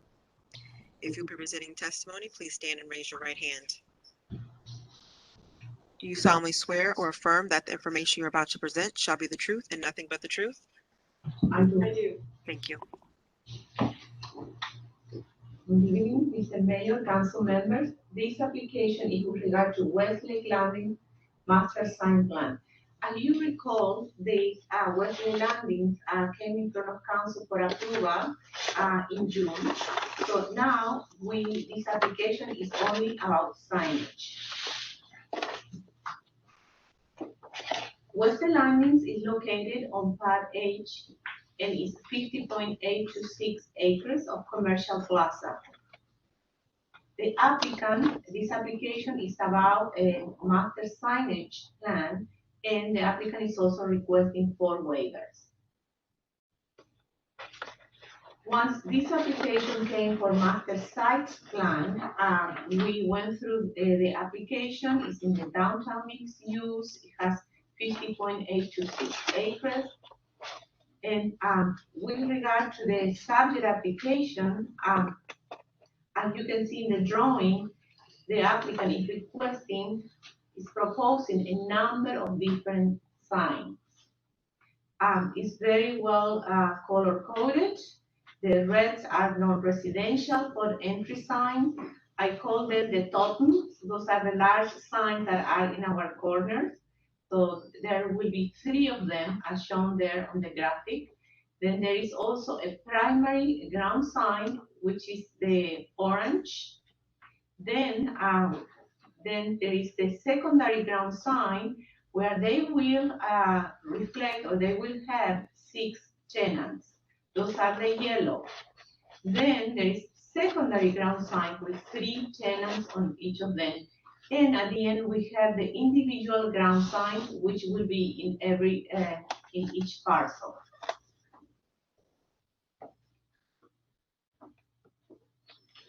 The first type of waiver that they are requesting is for the ground sign for commercial building. And one of the most important part of the waivers that they are requesting is that the code requests only 8 feet high, and the applicant is requesting 14 feet in height. So, and also the overall sign area is exceeding by 120 feet, obviously, it's taller. So the overall sign area is also larger. Then the copy area is also exceeding for 60 square feet. And the number of tenants, the code provides only for 6 tenants, and the sign contains 12 tenants. And the base is also different than the code requires. So those are all deviation waivers that for this specific sign. This is the primary ground sign. With regard to the second waiver, is the ground sign for commercial. And again, this graphic shows that the height is 6 feet, and usually the code requires 8, so they are reducing the height. In the previous one, they were increasing the height to 14 feet. Here they are reducing, and also there are several adjustments, I would say, for copy area, the height of the base. So we call this the second waiver. The third waiver is the ground sign for commercial building, and what the applicant is doing is reducing the height of the sign to 6 feet when the code requires 8 feet, and also another number of deviations, code deviations in terms of width, copy area, and the base.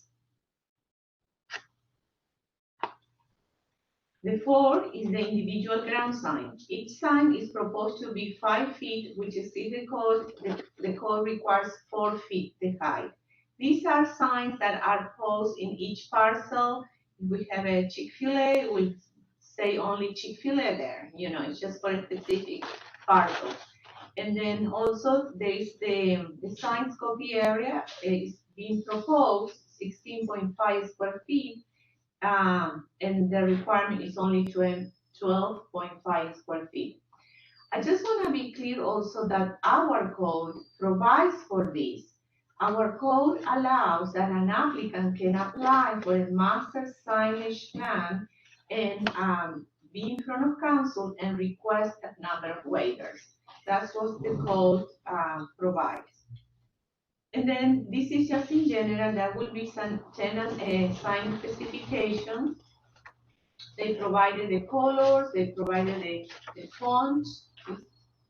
And again, I just wanted to show where will be the large signs located, as showing on the graphic. It's on the corner and then also at the entrance of the plaza. Can you remind us again,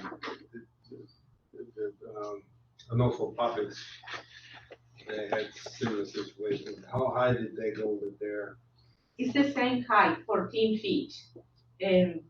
So not these ones. Let me go back to that.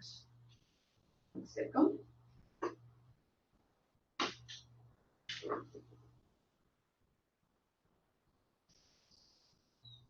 This is the one that will be 14 feet, like the Publix, instead of 8 feet. The large signs that are currently in our corners, those are in compliance with code. This is where they are requesting a deviation from the code. It's the same situation with the Publix plaza, where the code requires 8, Publix plaza was allowed to do 14 feet. So, And this sign is basically across the street. Their entrance is kind of just down and across the street from where the public sign, so you would have two almost matching similar size signage locations for the tenants in those particular areas. So there would be some consistency in size and shape. You want to be sworn? Raise your right hand. Be sworn, please. Zoe? Sorry. For the audience. Do you solemnly swear or affirm that the information you're about to present shall be the truth and nothing but the truth? I do. Thank you. So Mr. Castle is confirming, those red ones are the large signs that will identify this plaza, like such as the Westlake landings. That's the name of this plaza. And these are according to the code. On the staff report, we were very clear that we are asking one condition of approval. We want to make sure that only one individual grand sign per building. For example, again, let's go to Chick-fil-A. I guess we would like to have that here. If Chick-fil-A is on a parcel, then there will be only one sign allowed for Chick-fil-A. So in that, let me go there. This is. So each parcel or each business will have only one sign. So because we want to be consistent throughout, that each business has one individual tenant sign. I'm not, the big sign of 14 feet, and I guess there's a fair amount of tenants there. And of course, I'm not familiar with the code as much, but is there any stipulation that the height of the sign depends on the number of tenants? The code says 8 feet and there will be 6 tenants. That's what the code says, you know.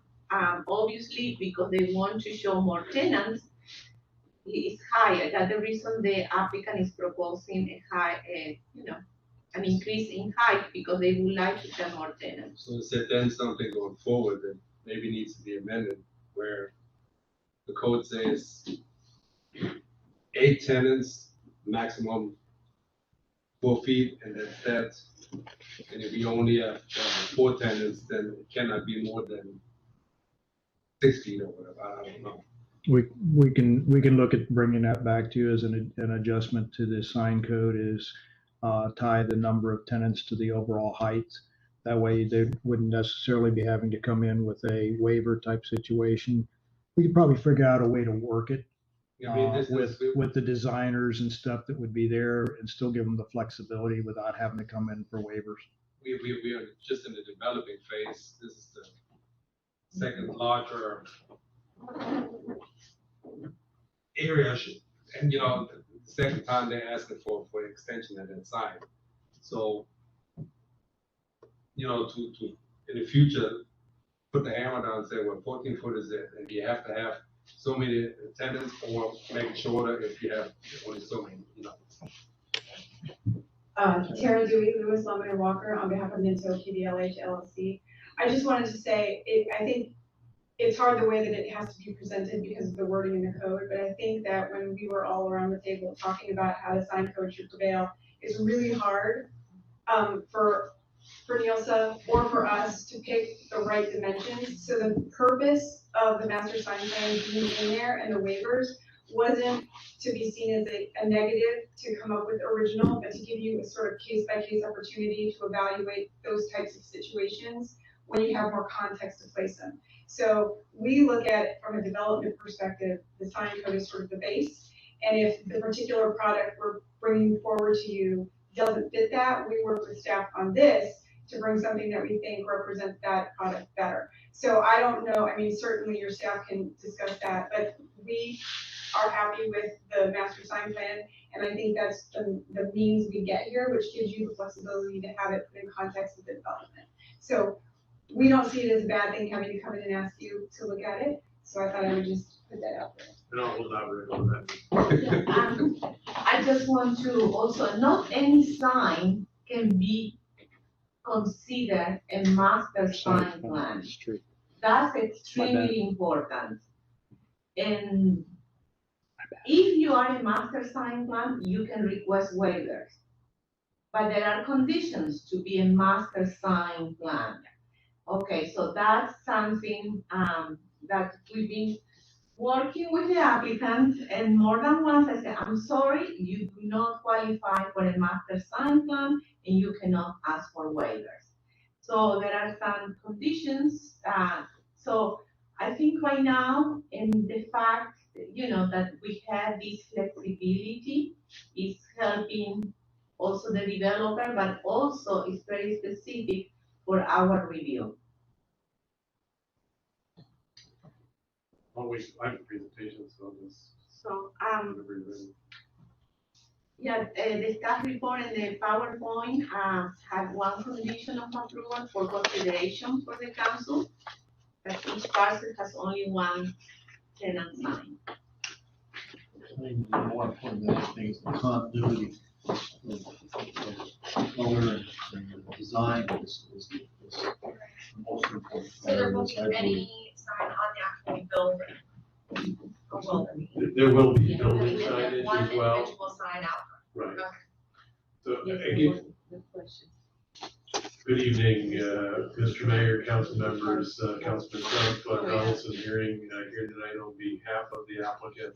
And I'll give a brief presentation. I think Nielsen did a great job, but to kind of put this in context, we're looking at a 50-acre parcel. And so in this particular case, Minto is the master developer of the parcel, as was Publix. Publix parcel obviously was much smaller, it's just a little bit over 20 acres.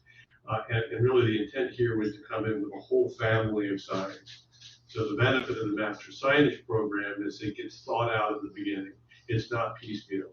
There's a whole family of signs, all that relate together, all the colors relate together. The colors of the buildings and the development are all fully integrated and planned out. And that's really what the benefit of the master sign plan is. So that's why we do it, and having the flexibility to meet the specific needs of a specific parcel, like this parcel, is important. So tonight we have the what I would call the master sign plan on the agenda, and then we have the master signage after this, which is a separate petition on behalf of the self-storage applicant, which just looks at the self-storage site. You'll see how they tie together. There they have some wall signs, but all the signage is tied together. It costs the applicant a fair amount of money to hire professionals to design the signage and put it together in a cohesive way. And we want to incentivize, the code is intended to incentivize the development community to go that extra mile, to look at all the signage and don't come in piecemeal, because it ends up being a better product. So as pointed out by Nielsen, I think she did a fantastic job pointing out the different sign types in it. The program here is in some ways similar to what we had done at the Publix next door, is that we have our pod entry monument signs, which were the red ones that are on the screen. We have one primary ground sign, and that one, which is the taller one. So there's only one 14-foot sign, and then all the other ones are, as Nielsen pointed out, in some cases less than the size allowed by the code, because we didn't want them that large. So that one large one is located really right opposite where the Publix is, and that's the 14-foot sign. And then we utilize the balance of the secondary monument signs and individual signs really as wayfinding, as people will drive through the development, and that's really what the intent is. And Minto is dictating to private developers. They dictated to the self-storage as well as to the developers of the commercial properties in the front.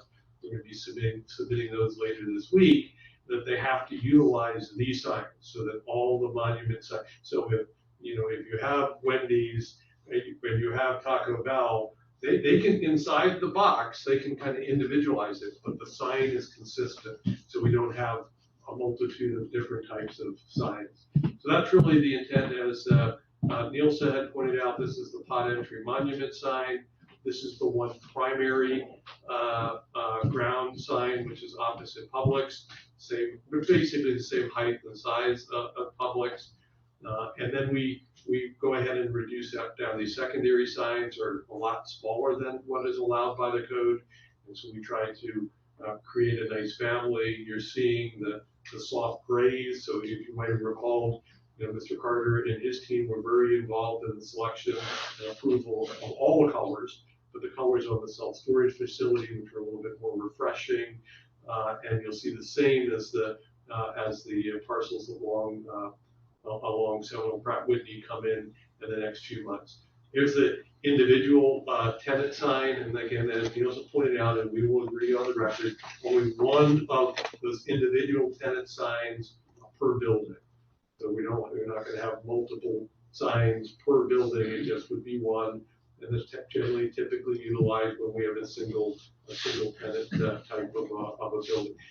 All of the buildings will have their own wall sign, which is typical. And again, all the signs work together in harmony and complement each other.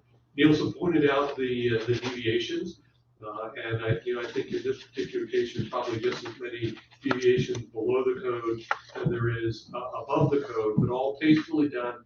And again, really consistent with the intent of why the master signage plan was put into place. And with that, I'm more than happy to answer any questions. Staff is supporting this to be one condition of approval. The applicant accepts that one condition of approval because that's our intent. And we look forward to continuing the development of Parcel H, Westlake Landings. I just have a quick question for you. In terms of the, I forget the word, internally illuminated, basically the backlit of the signs, is it like a soft white? Is it we got fucking colors? What's the actual backlighting of the sign? In this particular case, it's generally an LED backlight on the signs, which basically will push through the panels so that you can see the aesthetic on the But just like a itself. white. It's not. It's like just white. There's blue or green no or special nothing colors crazy. here. All right, that's great news. And then my only other question was in terms of the actual LED lighting signs on the physical. I know it's not part of this, but on the actual buildings, can they have their own logo with, if it's Go Green Dry Cleaning, can it be green? They can. So they can have their own logo. Of course, we and Minto is very specific about what they're approving. So they can have their own logo. Typically, the national trademarks like Orange Theory or Starbucks, they have their own nationally trademarked logos. Typically, they use their color logos. Sometimes they use colored letters. Generally, we look to find what we call individually mounted letters with a push-through copy or a halo backlit, as opposed to a metal cabinet. The logos are typically what we would refer to as a cabinet, but the letters we generally get at use a better aesthetic when we're dealing with individual letters. So there might be some colored signs on the actual building, but the primary ground sign and the secondary ground sign are just going to be a simple backlit. Yes, and you want a little bit of the logos add for nice individualization, add a little bit of I agree. I think it the needs to side. be as classy as possible. Yeah. Only other question I had was, so the big sign, the 14-foot one, has 12 tenants. Do any tenants not make the sign? That's always a. Like, are there more than 12 tenants? The answer would be yes. So in this particular case, the parcels out on Seminole Pratt, which you will be seeing probably October, I would say. We have on parcel B, we have basically about 16,000 square feet of shops and mixed use and restaurants. They will have their signage on the building. They could have one of the secondary ground signs with tenants on it. Those individual shops won't be on that monument sign because you've got all of Parcel H to deal with. So that'll be it would say the shops at Westlake Landings, and it may identify the self-storage facility, and it may, the major users, and as always, in some cases where you have two tenants, it could be a larger tenant monument sign, depending on how the developer, works with, kind of identifying and prioritizing and creating a hierarchy for the signage. Got it. Awesome, thank you. Mayor and council, I wish to apologize that I forgot the flexibility that we had already built into the code with the master sign plan. It's been a while, but when Tara reminded me and then Elsa looked at me, I went, oh yeah, we went through this drill way back when to create the flexibility for this type of, yes, and we fought quite a bit to get through this. And I do apologize for jumping in to say, yeah, we can modify it when in fact we've created the flexibility with the master plan. But anybody that comes in without a master plan has to meet the code criteria that we've already said, which does limit the size and shape and colors, et cetera, of the signs. Apologize for that. Anyone else on the dais? If not, we'll open the public hearing. Anything, any comments from the public? Mayor, I received no public comments prior to the meeting. However, I'll give the virtual audience a moment to raise their virtual hand or mute their device. If you're a caller that has been muted, you may press *6 to speak. Please state your name and address.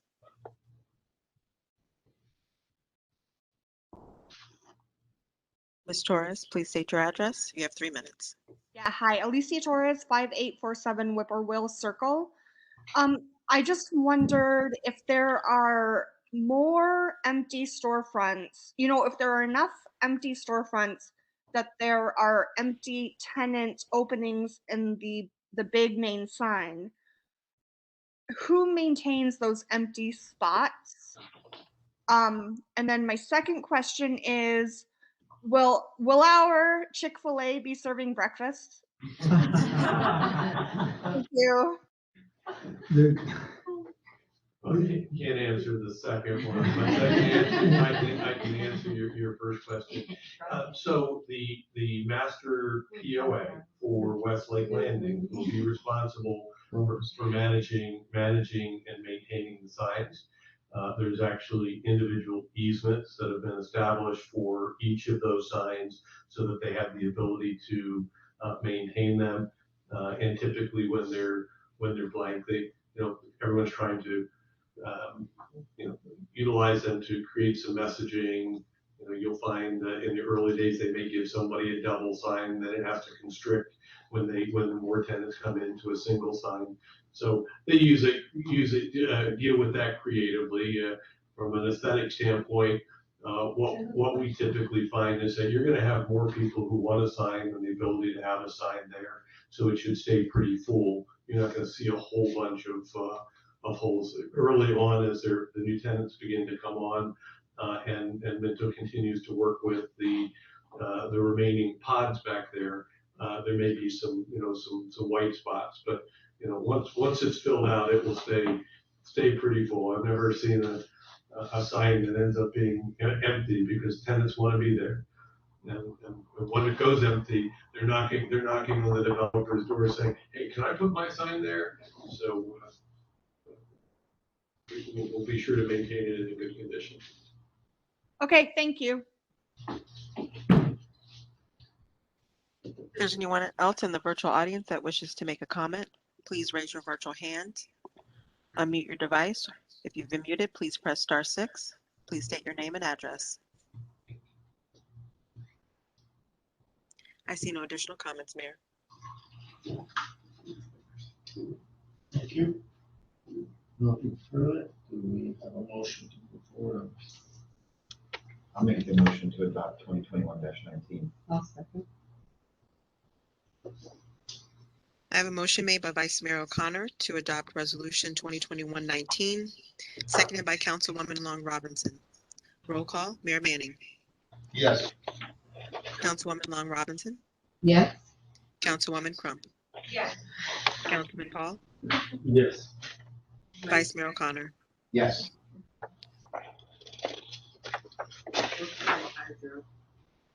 Thank you.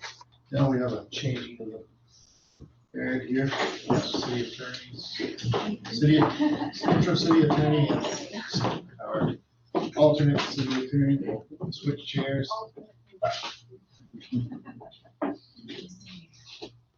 Okay. Item D, resolution for self-storage master sign plan submitted by the planning and zoning department. Thank you. Nelson. Interim City Attorney Duty will recuse himself, step down from dais. Due to conflict, Attorney Pamela Ryan will advise on this item. This item requires disclosure of any ex parte communications. This is Resolution 2021-20. A resolution, sorry, I need to swear in the witnesses. I apologize. If you'll be presenting testimony, please stand and raise your right hand. I better just stop. Do you solemnly swear or affirm that the information you're about to present shall be the truth and nothing but the truth? I do. Thank you. Resolution 2021-20, a resolution of the City Council of the City of Westlake, Florida, approving the master sign plan for a self-service storage facility Located in the Westlake Landings Plaza on Pod H, Parcel E at 4701 Seminole Pratt Whitney Road on approximately 5.75 acres pursuant to Chapter 6 of the Sign Code, approving wall identification signs, window and door signs, ground post directory sign, and approving one waiver of code provisions, providing implementation and providing an effective date.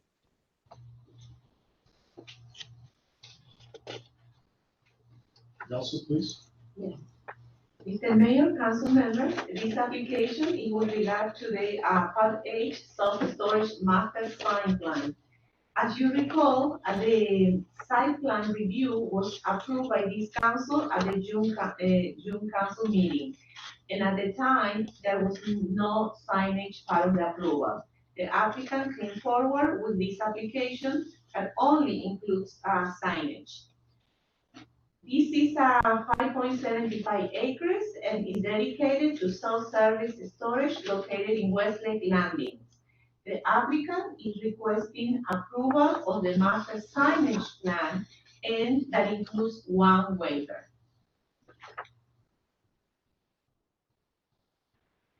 This site plan includes 7 buildings and 1 covered open storage. The principal structure is building 1, which is facing Seminole Pratt Whitney Road. And then there are another 6 accessory structures that are 1-story multi-access storage buildings. The building 1 is a 3-story limited access storage building. So this is the site plan that was approved at the June 14 council meeting. The applicant is proposing a number of signs for each of those buildings. Let me just go back and show again how many buildings there are on the site. So each of those buildings will have different types of signs. This is a summary of all the 7 buildings and the different types of signs. We will go one by one. So the master sign plan includes a request for approval of one waiver to the sign code. Our sign code says that a wall sign on a building needs to be facing a road, a right of way. So as you see in this plan, there are a number of signs that are not facing any right of way. So for that reason, there is that request. Our code is very clear because the intent was that if you have one building, that building will have a wall sign that will be facing a road, a right of way. So, but in this case, because of the nature of the project, the nature of the development, there are a number of buildings that are internal and they are not facing a right of way. So that's the reason they are requesting a waiver, because there are a number of signage not facing a right of way. The principal structure, which is building 1, is a 3-story limited access building. And as the graphic shows, they are proposing one sign on the east elevation facing Seminole Pratt Whitney, road, and then one sign on the south elevation facing the high school, and then one sign on the north elevation, and then there is also window signs and two window logo signs, which will show on the next slide. This is the main building. Building 1 is a 3-story building and is the main structure. So, and has a number of signs. Per code, this building will only have the sign facing Seminole Pratt Whitney Road. But since this is the master sign plan, the applicant is proposing additional signage, and that's the reason they are also requesting a waiver. These are the other signs that will be on the east elevation. This is life storage will be facing the east elevation and Seminole Pratt Whitney. Then there is the south elevation facing Seminole Ridge, and it will say self-storage.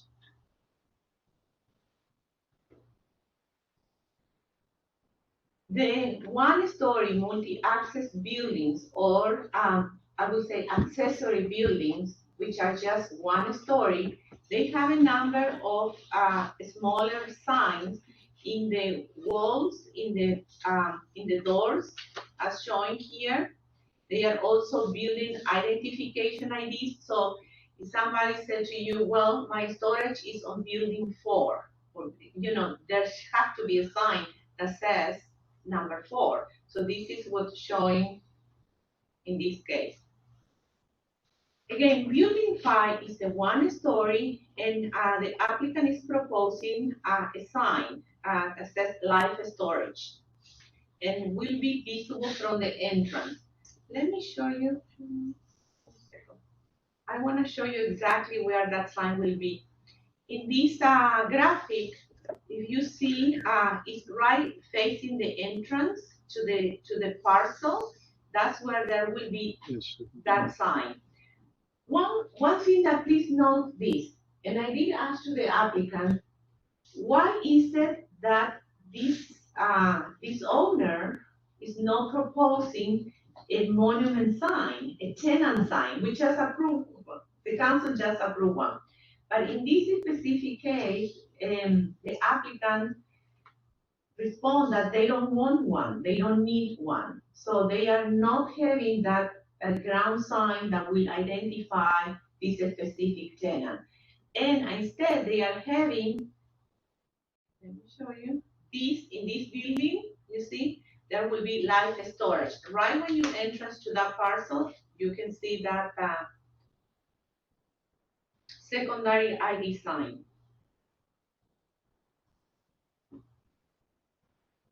We are recommending approval, and we don't have any recommendation of approval, any conditions.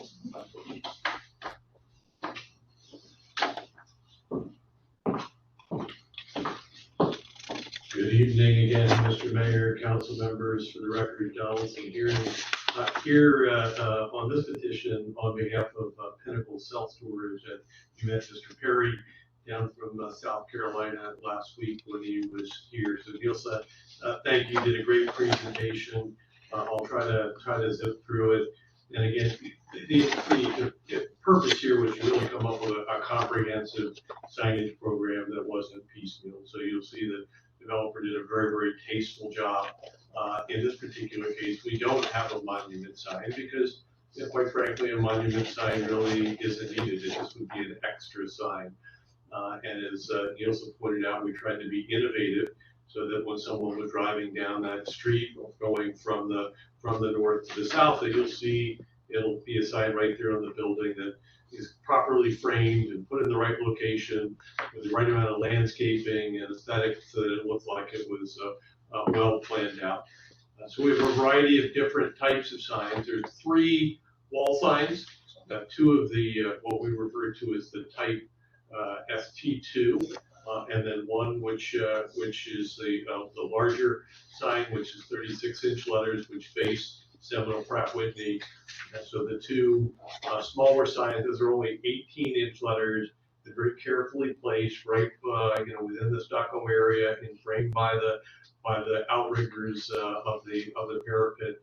And so you'll have one facing to the south, so people who are driving on Seminole Pratt Whitney to the north will be able to see over the berm. Remember, this is back behind the big berm and planting, and if you're driving south, you'd also be able to see the sign on the north side of the building. Again, these are those two signs, very tastefully done. The smaller sign is 18-inch text, which is relatively small. The larger is upper and lowercase, only 36 inches, which is the logo, and then all the other sign letters are relatively smaller than that. So again, here's another view of what that would look like. This is looking from the north to the southwest. So you see the sign on the corner of the tower. As we move into the project, as Nielsen again pointed out, we tried to utilize and have a little piece of architecture so that when you were driving down at the end of that street, it's just not a bare, non-standard wall. We talk about that a lot of times in planning terms as a terminated vista, something nice that you're going to see. So the architecture has a little terminated vista, it's well landscaped, and then the sign is in the center of that. And you can see that a little bit better with this 3D rendering. And then we have a sign over the door, so the pedestrian entrance over the door, nice contemporary letters that sit up over there. Now, for the most part, that's really all of the visible signage that you see. As you get into the park itself, we have signage on the doors, and all that's pre-planned out, so it's tastefully done, not haphazard. Just has the address and a little ribbon that gives it a little bit of branding. As you pull up to the gate going in, we have a little directory sign which will tell you, where you're going. If it's your first time there, or maybe your mom asked you to go pick something up for her, you'll know where to go. You can look on the sign and figure that out. Then on each of the buildings are just very simply, tastefully numbered. There's a number on the building, so you'll be able to find each of the individual buildings, and these are what we refer to as the multi-access. Generally, these are non-climate controlled. Some of these are, and then we consider the large one what we refer to as limited access. And then we have a sign just very tastefully done. This is for the covered boat parking area. And again, just very tastefully, we just have a little sign that will identify somebody's space. They would know where they're going to park their RV or their boat or their truck, whatever they want outside, covered, but not enclosed. And that's it. We appreciate staff's recommendation. And again, this is just this is what we want to see on all projects: comprehensive, thought out ahead of time, not an afterthought. And with that, I'd be more than happy to answer any questions. ST1 that faces Seminole Pratt. Yes, sir. I love that they only made that sign 3 feet. I think that's great. This is more. I'm just curious, how is that lit? Those are individual letters that are internally lit. They may have pushed what we refer to as pushed through copy. And so I don't know if that's been determined yet, but they're internally lit letters. The logo is a cabinet, and then individually mounted letters, likely with push through copy. So whereas the blue during the day, but then it's white at night because the light pushes through the copy. Got it. Awesome. Thank you. Do you have any other questions? One comment that when fire reviews this, they would be requiring some kind of identification on all the other buildings anyway. So the fact that they put in a master sign plan will help with fire, et cetera, for response time. Do we have any public comment or questions? May I receive no previous comment cards? We'll give the virtual audience a moment to raise their virtual hand or unmute their device. If you're a caller that has been muted, you may press *6 to speak.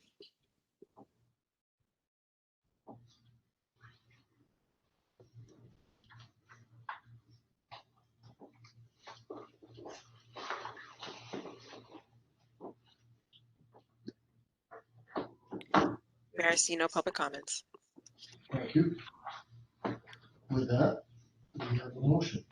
I'll make the motion to approve resolution 2021-20, including their waiver for the additional sign. A second. I have a motion to approve resolution 2021-20 to also include the waiver by Vice Mayor O'Connor, seconded by Councilwoman Long Robinson. Roll call. Councilwoman Long Robinson, Yes. Councilwoman Crump, Yes. Councilman Paul, Yes. Vice Mayor O'Connor, Yes. Mayor Manning. Yes. Motion carries 5-0. Thank you. Wow. Easy. Thank you, family.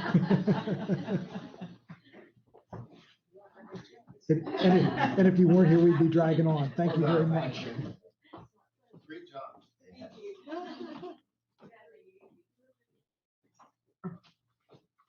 Okay, we're gonna move on to resolution 2021-22, establishing the estimated rate for residential solid waste services. For the record, Mayor, I'd like to identify that interim city attorney duty returned to dais.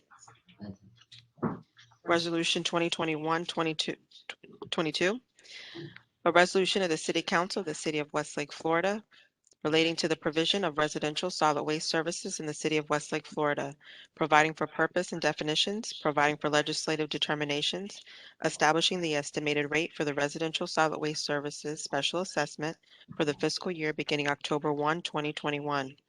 Directing the preparation of a residential solid waste services special assessment roll, authorizing a public hearing, and directing the provision of notice thereof, and providing an effective date. I'm gonna assume that this is Mr. Castles. Yes, sir. This is one of the final pieces to putting the assessment on the roll and collecting the solid waste fee in the tax roll. And it is proposed, the rate is proposed to be at $280.60 per year. It is currently $252.24, I believe it is, per year. The change for the difference is, right now I do not have the estimated cost of what the increase may be. Also, by setting it to $280.60, we may be able to hold that assessment flat for a couple of years until the other comes up before we have to increase it. Changing assessments on an annual basis up or down becomes problematic because nobody knows what it is. You set it at a reasonable rate, you hold it for 2 or 3 or 4 years, depending on how it goes, and then you adjust it from there. But it is recommended for $280.60. What was the other number? Our current, I believe, is $252 and some change, I believe, currently. It's about $30 a year difference between what everybody is paying currently for collection. Is there, as far as solid waste, is there any breakdown anywhere that says what can or cannot be, or what is solid waste? Like, it's a refrigerator, would they pick that up? That's called white goods. Yes, there is a provision in the contract for white goods. There is a provision for bulk goods, bulk waste. So they would pick something like that up? Yes. Is it, where can the residents find what all this is not included? I believe we already have something on the website for some Q&As, but we'll make sure it's on there.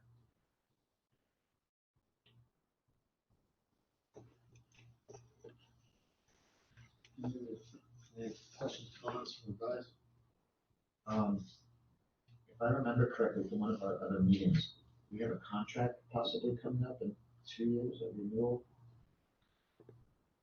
I think it's either 2 or 3 years, yes. I mean, like, I did the quick math, it's $2.25 a month. It's really is what we're talking about here. Right, an additional $2.25 a month. Has our actual, or will our actual cost of service change? Or is this strictly for the collection and getting it on the tax roll? No, I have not received the incremental increase for this year. In other words, I'm expecting a 2 to 3% increase, which is allowed by the contract. It is budgeted higher than that to accommodate for what it might be. But again, it'll hold, several years before we have to do it. So, it's not gonna exceed this. Correct. $2.25 a month per unit Correct. for a home.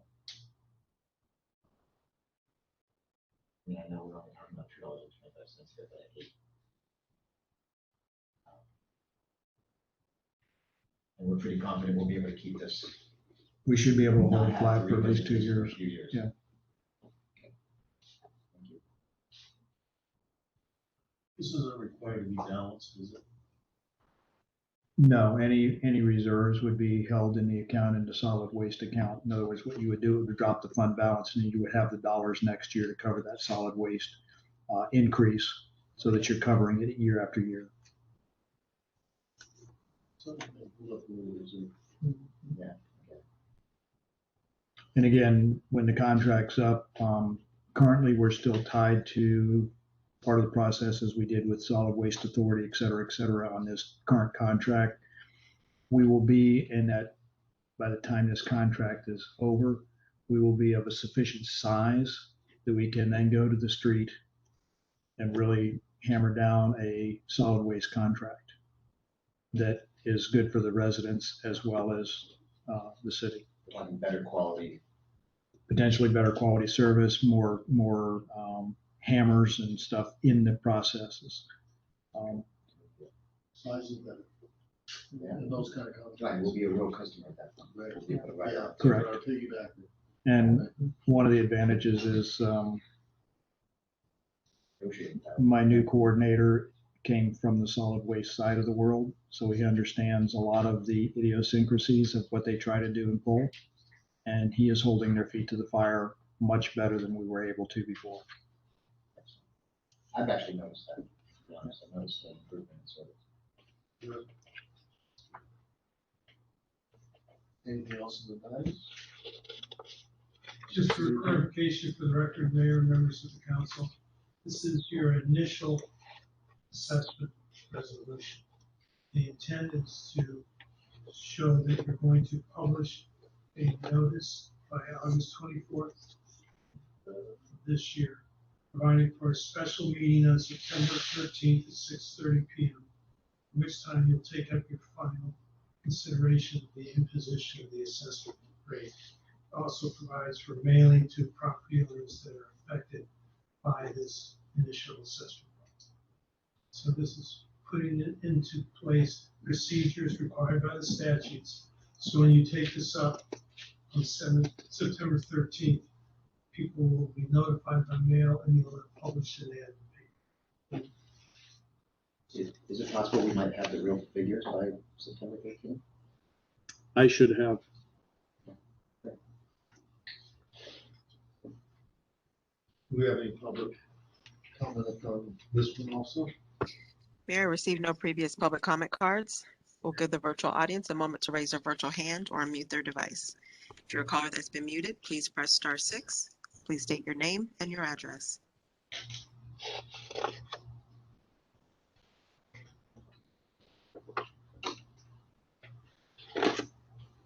I see no public comments, Mayor. Thank you. I just want to make a recommendation. Is it possible that this could be, because I know we've dealt with this before, maybe updated on the website, so that constituents will be able to, they'll get it by mail, but then they'll be able to look at it on the website as well.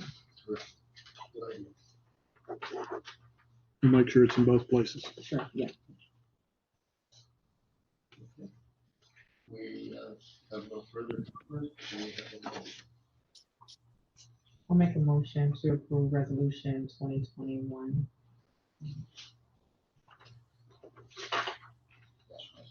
Dash 22, sorry. I'll second the motion. We have a motion by Councilwoman Long Robinson to approve Resolution 2021-22, seconded by Councilwoman Crump. Roll call, Councilwoman Long Robinson, Yes. Councilwoman Crump, Yes. Councilman Paul, Yes. Vice Mayor O'Connor, Yes. Mayor Manning. Yes, Motion carries 5-0. thank you. Okay, we'll move on to new business. Item A, the second addendum to professional service agreement between the city of Westlake and NZ Consultants.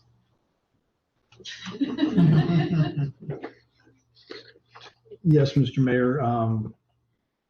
Time flies. We're already in 5 years, and it's not time to change horses at this point in time. Don't want to try to retrain somebody to catch up to speed.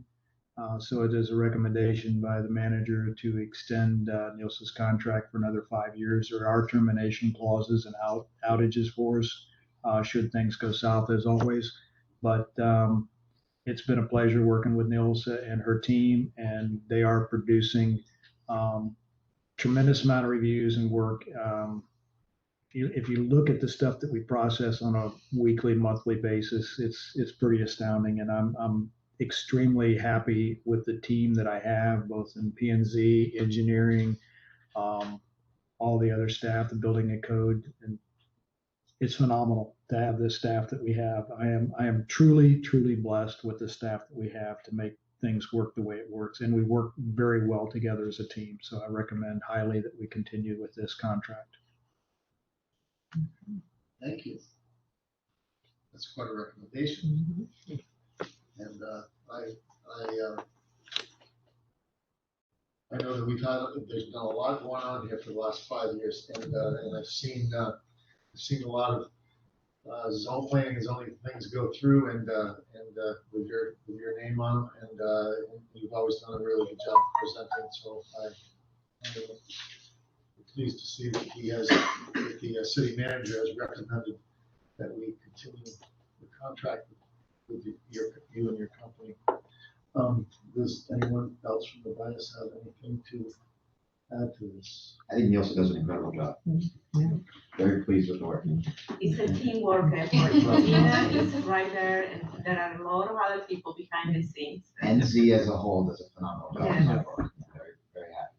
And I'd like to thank Ken for making the recommendation to keep NC Consultants, especially in the county when we try to meet minority-owned businesses and women-owned businesses. So, and you've done a phenomenal job with even helping to brand this city. I see what you post on LinkedIn as far as what's going on in our city, and it helps.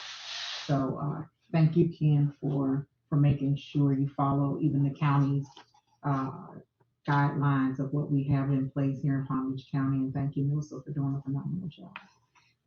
I would add, whether the county had it or not, when I find good people, I don't care who they are, I want them on my team. About teamwork. Exactly. You're a great job. Thank you so much to all the council members. It's truly the honor of a lifetime and a privilege to start a new city. Yes. With that, I believe we need a motion. Yes, sir, motion to approve the second amendment. There is a motion to approve the Second Amendment agreement between City of Westlake and NZ Consultants. I'll second. Gladly. We have a motion to approve the Second Amendment for NZ Consultants by Councilwoman Long Robinson, seconded by Vice Mayor O'Connor. Roll call, Councilwoman Crump. Yes. Councilman Paul. Yes. Vice Mayor O'Connor. Yes. Mayor Manning. Yes. Councilwoman Long Robinson. Yes. Motion carries 5-0. Thank you. Item B under the business, second addendum, to the law enforcement service agreement. Yes, Mayor and Council, recommendation is to approve the Second Amendment. Initially, there was possibly going to be an increase this year, and then we got it back where we are still at the same rate as we were. They have held flat for the last 2 years. So we will be going forward with this amendment at the same rate as we have before, same number of officers, and other amenities that are there.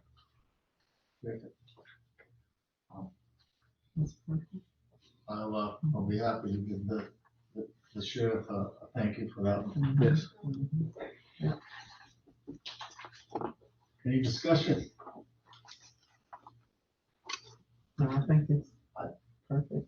I think they do an absolutely unbelievable job, and the resources that we get Yeah. are phenomenal. Well, they I've seen demonstrated it that. firsthand. Yeah. So this is an easy yes for me. So, then, I would gladly make the motion to approve, second amendment to the law enforcement service agreement, No, second. second addendum, sorry. Oh, sorry. I'll second. A motion made by Vice Mayor O'Connor to approve the second addendum to the Law Enforcement Services Agreement, seconded by Councilwoman Long Robinson. Roll call, Councilman Paul, Yes. Vice Mayor O'Connor, Yes. Mayor Manning, yes. Councilwoman Long Robinson, Yeah. Councilwoman Crump. Yeah. Motion carries 5-0. Thank you. Okay, item C, proposed millage rate for the fiscal year 2022 ad valorem tax and a date, time, and place for the first public budget hearing.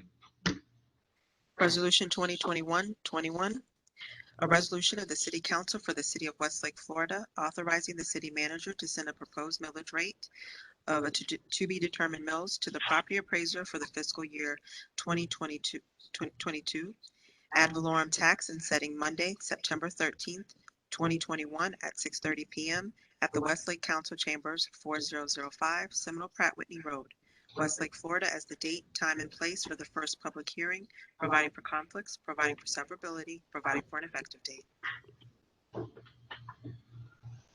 Oh, yours? Yes, Mr. Mayor. Again, we're proposing to hold the millage rate at the 5.125 as our initial for this.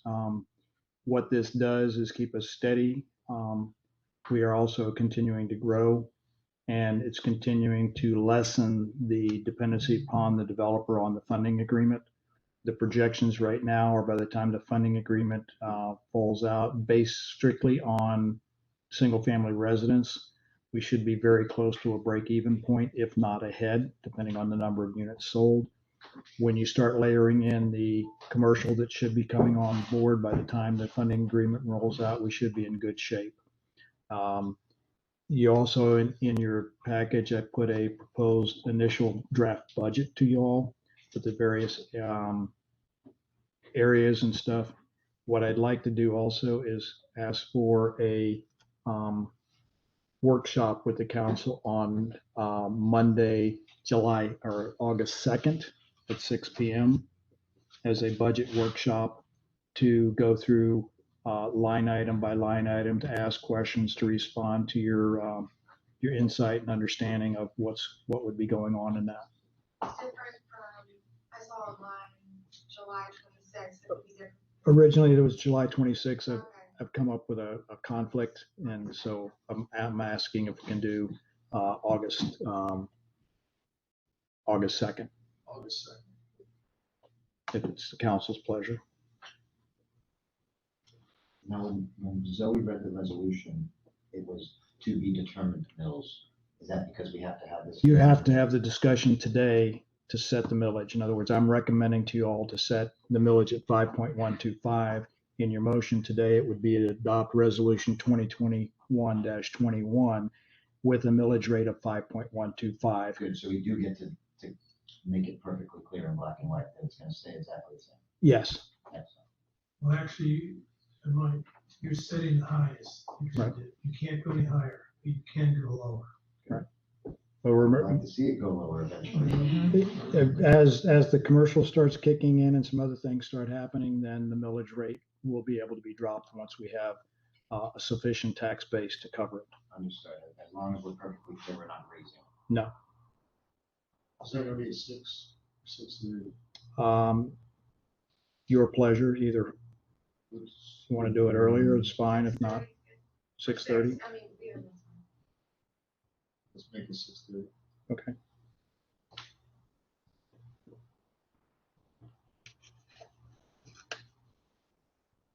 So you guys, are we good? Yeah.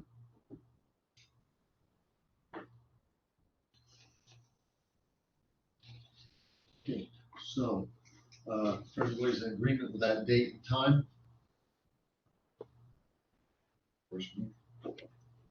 Please. Make a motion. I would like to make a motion to adopt resolution 2021-21, the resolution of the City Council for the City of Westlake, Florida, authorizing the city manager to send a proposed millage rate of 5.125 mils to the property appraiser for the fiscal year 2022 ad valorem tax and setting Monday, September 13, 2021 at 6:30 p.m. at the Westlake Council Chambers, 4005 Summer Pratt Whitney Road, Westlake, Florida, as a date and time and place for the first public hearing, providing for conflict, providing for severability, providing for an effective date. I apologize, Mayor. We need to press public comment. Public comment. I didn't realize that was public hearing. Excuse me, you can take a second, then you can go to public comments. Perfect. Get a second. Do you have a second on this? A second. Okay, then we'll public comment. Mayor, I received no previous public comments. We'll give the virtual audience a moment. If you wish to make a comment, please unmute your device or press *6 if you've been muted.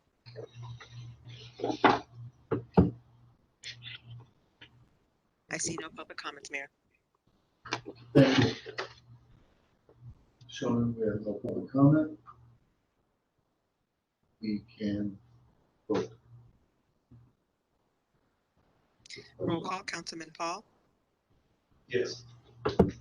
Vice Mayor O'Connor, Yes. Mayor Manning, Yes. Councilwoman Long Robinson, Yes. Councilwoman Crump. Yeah. Motion carries 5-0. Thank you. Okay, we'll move to city council comments. We'll start with Councilwoman Long Robinson. I only have a couple. I'd like to thank our city manager, Mr. Castle, for following up with Winn-Dixie.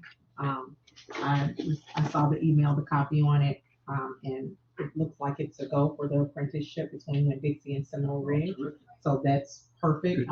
So that's our second time now. We have Christ Fellowship, who has made a commitment to allowing those students to help with construction, and now we have Winn-Dixie, which is good because we're allowing opportunity for job opportunity, internship, and so that's really good. I would like for at our August meeting, Mr. Castle, for there to be an update for United Health System with what the vision was when they came to us, the original vision that we approved.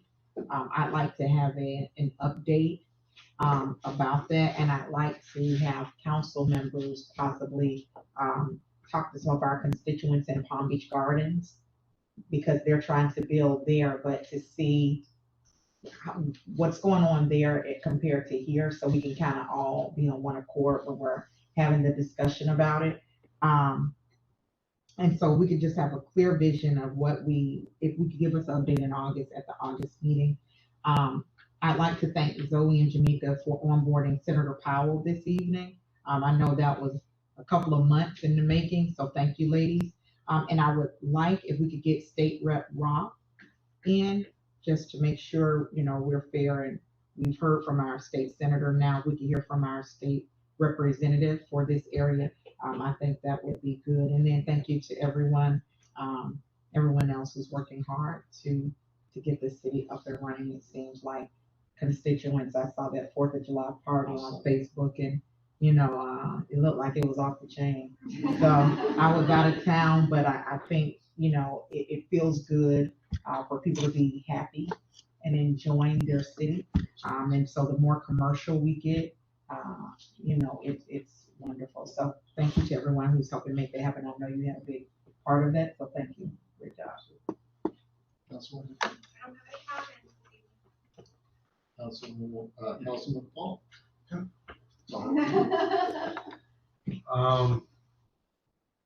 I really don't have much. I know we still don't have the sheriff's department in the Hammocks, and I don't know if you got the chance. I was in the country, I was in town, I had a lot of things going on. Couldn't catch up with the HOA president. But it is of great concern to me, that's your territory, golf carts. I see a lot of people that are way younger than they should be on the golf carts. I have seen golf carts laying on the side because of mishandling those things. And it's not that I don't like golf carts. I am concerned with people's safety. At the time where you have a golf cart laying on the side, there can be somebody under that thing. So, speaking to the residents, we really need to be responsible when these things are being operated and not put kids on there that are just way too young to do so. And it's happening all the time. And golf carts, just like cars, going at a speed that it is too high, too fast. And they are dangerous if you're not operating responsibly. So, that's really about all I gotta say there. I want people to be safe. Fun, but safe. Yeah. Vice Mayor. I'll be brief. Thank all my colleagues on the council for their leadership. I think we've really found a groove and we're getting a lot of things done, and I love to see that. Very excited about that August 9th for phase 2 of the amenity center. That's going to be incredible. I'm incredibly happy the rest of the council agrees to keep our taxes at exactly what they are. Raise them. I think it's a very good move. And I just want everybody and really appreciate it. My turn. I want to thank everybody for the great job, Nelson especially, for your leadership over this last 5 years. At this point, I'd also like to pass the torch to our vice mayor and to the city manager to work with Mr. Carter and Minto on the City Hall project. I think that if you will accept, absolutely, okay. I'd like you to both you and the city manager to work with Mr. Carter on that. And I have to say, 5 years has gone by extremely fast. I wouldn't have imagined that it would go this quickly, but I'm very proud to see where the city has come in 5 short years. It's been rewarding and also been with some pain, obviously. But I enjoy what I'm doing here, and I got 9 more months to enjoy it from the inside, and then I'll be able to enjoy it from the outside. And that's that for me. We have staff reports from the County Sheriff's Office, which is in the packet.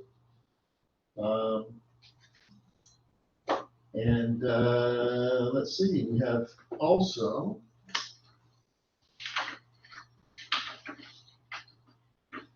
Fire did not send one this time.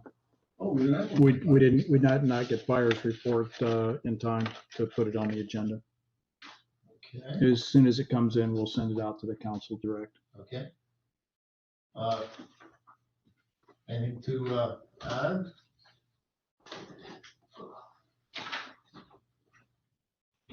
Captain Turner? Good evening, Captain Turner, PBS Health for the record. Nothing much to add. I want to add to what you were saying earlier, though. I've been here for 4 years now, out in my position, and the ability to actually see a city grow from nothing is probably the coolest thing I've gotten to see in my entire career. And actually sit with these meetings and see how you have to interact with the other agencies and FP&L and everyone else that's around you to make this work is incredible. So I tip my hat to all of you for what you do every day here. We had no crime this week. Last week and the week before, we've had a couple of houses hit for copper. They are starting to pick up in the area between here and Arden. We do have the deputies watching for it. It's tough because you do have workers that go in and out of your gates pretty early in the morning till pretty late at night, but we try to stop everybody that's coming in and out and escort them off the property if we come across somebody. And I know the traffic agreement has made it into our legal department. I don't know exactly where it stands. I'll have to find out exactly where it is. I'll check on it tomorrow. But I know that has been turned in and Lieutenant Rispoli was working on that. If it hasn't returned back to you, I'll find out why. Short of that, if you have any other questions or anything, I'll be happy to answer them. I did have a question regarding the traffic agreement for hammocks specifically. I wasn't aware that they finally turned that in because they asked me a question. I didn't know the answer to it, and I promised to look into it, and I'm sure you can answer it. And I think I know the answer, but I promised to ask, so I'll ask it anyways. So the traffic agreement allows PBSO to enforce traffic behind the gates in the private area of the hammocks. The question is, as was put to me, was can any PBSO deputy enforce that traffic? Or does it have to be an on-duty Westlake assigned PBSO deputy? Any PBSO deputy. That traffic agreement basically studies your roadways and signage to make sure that it's legal. That's what your traffic agreement does. It doesn't give the deputies for Westlake the ability to enforce within that area. It determines that what you have in that area is legal for us to enforce. So the concern was, and as you know, we have tons and tons of PBSO who live within our city of Westlake. Yes. I think the concern was that a resident deputy can take it upon themselves to start enforcing traffic, in front of their house. Here's what I will tell you and your residents. The sheriff's office does not want their deputies getting involved in neighborhood issues as a law enforcement officer. So we will tell the deputies that if something has happened in your neighborhood, to report it to the district just like you would anybody else and stay away from it. So if we find out that deputies are getting involved in neighborhood disputes and stopping neighbors and getting into arguments or shoving matches or whatever it turns into, we will interject and make sure that stops. We do not want our deputies enforcing things with neighbors that they have to live around. Right. And we have a hard enough time having deputies that live in this area work here because we still think sometimes that can be an issue. So if that answers your question or not, we frown upon. I didn't think it was yes. I thought it was a non-issue. But we frown upon our deputies getting involved in neighborhood issues especially if they do not especially if they don't work in the area. We do not want them doing that. We tell them that they should report it to the district itself and let the deputies that work that area handle it. Ken, I know it hasn't hit our agenda yet, but has the hammocks submitted their traffic agreement or no? I haven't seen the one for the hammocks. I know Meadows is in. I know Sky Cove is in.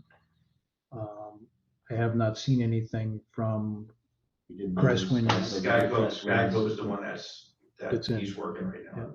Yeah. I haven't seen anything from Crestwind yet or hammocks. I'll touch base with John Hutchins of the HOA and see where we're at with hammocks. But okay, other than that, great job. Great, thank you. I'll let everybody know what you said earlier tonight also. I'm sure they'll appreciate it because they do work hard for you guys and they want to make sure that everybody's happy. So thank you. Great. Thank you, John. Thanks, Kat. Appreciate it.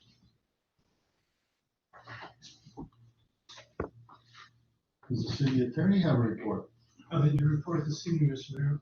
Thank you, sir. Mr. Council. A couple items, Mr. Mayor and Council. One of the items that's out there is for the attorney services. I do have the RFQ prepared to go to the street. But looking at the time frame with the election coming up with the council, majority of council in March, it's my recommendation that we remain with Gorham duty, turn off and duty until March. That way, and then go out at that point in time for an RFQ if the new council so desires. That way, the new council would have their stamp on whatever city attorney they wanted, rather than potentially doing it now, bringing in somebody in the new council saying, no, we want to change, we want somebody else. So I would recommend that we remain with DJ's firm between now and then. and then look at it at that point in time as to what we do. Current council. At the time, yeah, when they, submitted their, proposal to be the interim attorneys, was for a 90-day period. I Correct. believe. Is that gonna be acceptable? Have you had the conversation with the firm to see if they would? I've spoken with DJ, and I'll let him respond to the council. We serve at the will of this council. I mean, it's a pleasure to be here. If we can assist you, we're prepared to do so. Okay, very good. Thank you. So this is gonna be a council decision, obviously. Kind of on that same track, but not off track, I was wondering, I think we've had interim council for 3 months or so. Almost 3 months, 2.5 months. When it gets to the point where we have a full quarter, can you give me some kind of cost of what we were spending on legal and what we have been spending? I'd love to know the benefits of an outside firm versus an in-house and so on and so forth. I can give you some projections already. Okay. At our current burn rate, we're averaging about $13,000 a month, a little over. So that would put us at about 156 to 175K a year. Total. Where our budget was almost $500,000. Yes, sir. I have in the proposed budget that I have before you, being very conservative, I had put in a figure of 275 as a number, but based upon what we're doing, the work we're turning out, the response time, the efficiency that the firm has been providing, we would be well within that. And I see as we get through some of these hurdles, the actual involvement, shall we say, or need to have everything running past the attorney will decrease. Their time does not, by going to this route, we have them available when we need them, but if we don't need them, we're not paying for nothing, which is quite an advantage to the operation. I've never been shy about what I thought about our legal budget. Should look like that. And as time go by, legal should look like that. Okay. Next thing is, I think later this year, I believe I'll be bringing back the engineering contract because it was done pretty much the same time, but hers got a little longer lead time than Nielsen's. So engineering will be coming back for a recommendation to extend theirs as well. Can you go back 1 second? At what point, does the council decide whether we stay with the current firm until March? Is that something we do? Right now, you can just ask and say, you mind staying on? I think the issue was what you want to do with your RFQ. Right. If you want to hold it till March. You want to hold it till March? I'd say after the election. Is that something we can do now? Yes. Okay. If that's, do we have any more discussion on that before we have any? Is that a motion type thing? It would be. a I motion. think the record would be better if you. Yeah. I'm good with it. Yeah, Okay. perfect. Okay. Would someone like to make a motion? I'll make the motion to extend the interim city attorney's contract until April, to be safe. That's fine. April. I'll second. Okay. You have a first and a second. We have a motion to extend interim city services until April 2022 by Vice Mayor O'Connor, seconded by Councilwoman Long Robinson. Roll call, Vice Mayor O'Connor, Yes. Mayor Manning, Yes. Councilwoman Long Robinson, Yes. Councilwoman Crump, Yes. Councilman Paul.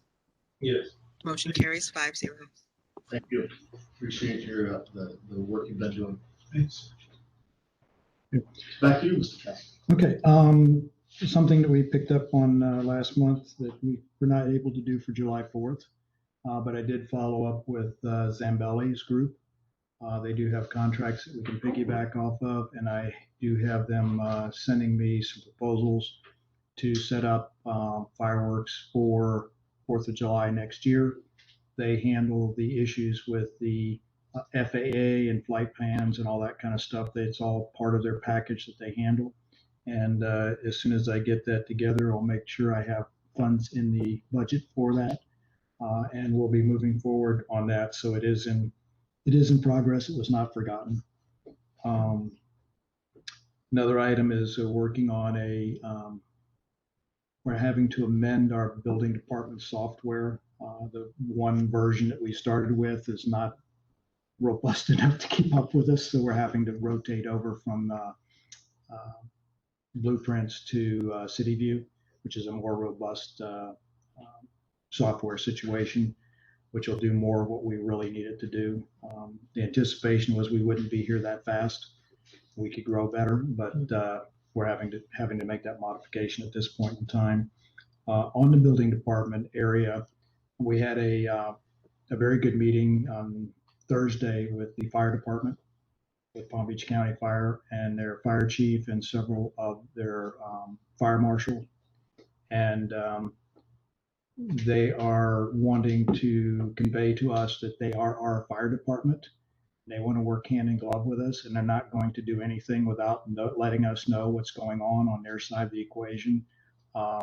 It's refreshing because they're reaching out, wanting to be really hand in glove working with us to make things happen. I did kind of alert them to some of the commercial things that were coming down the pike pretty quick.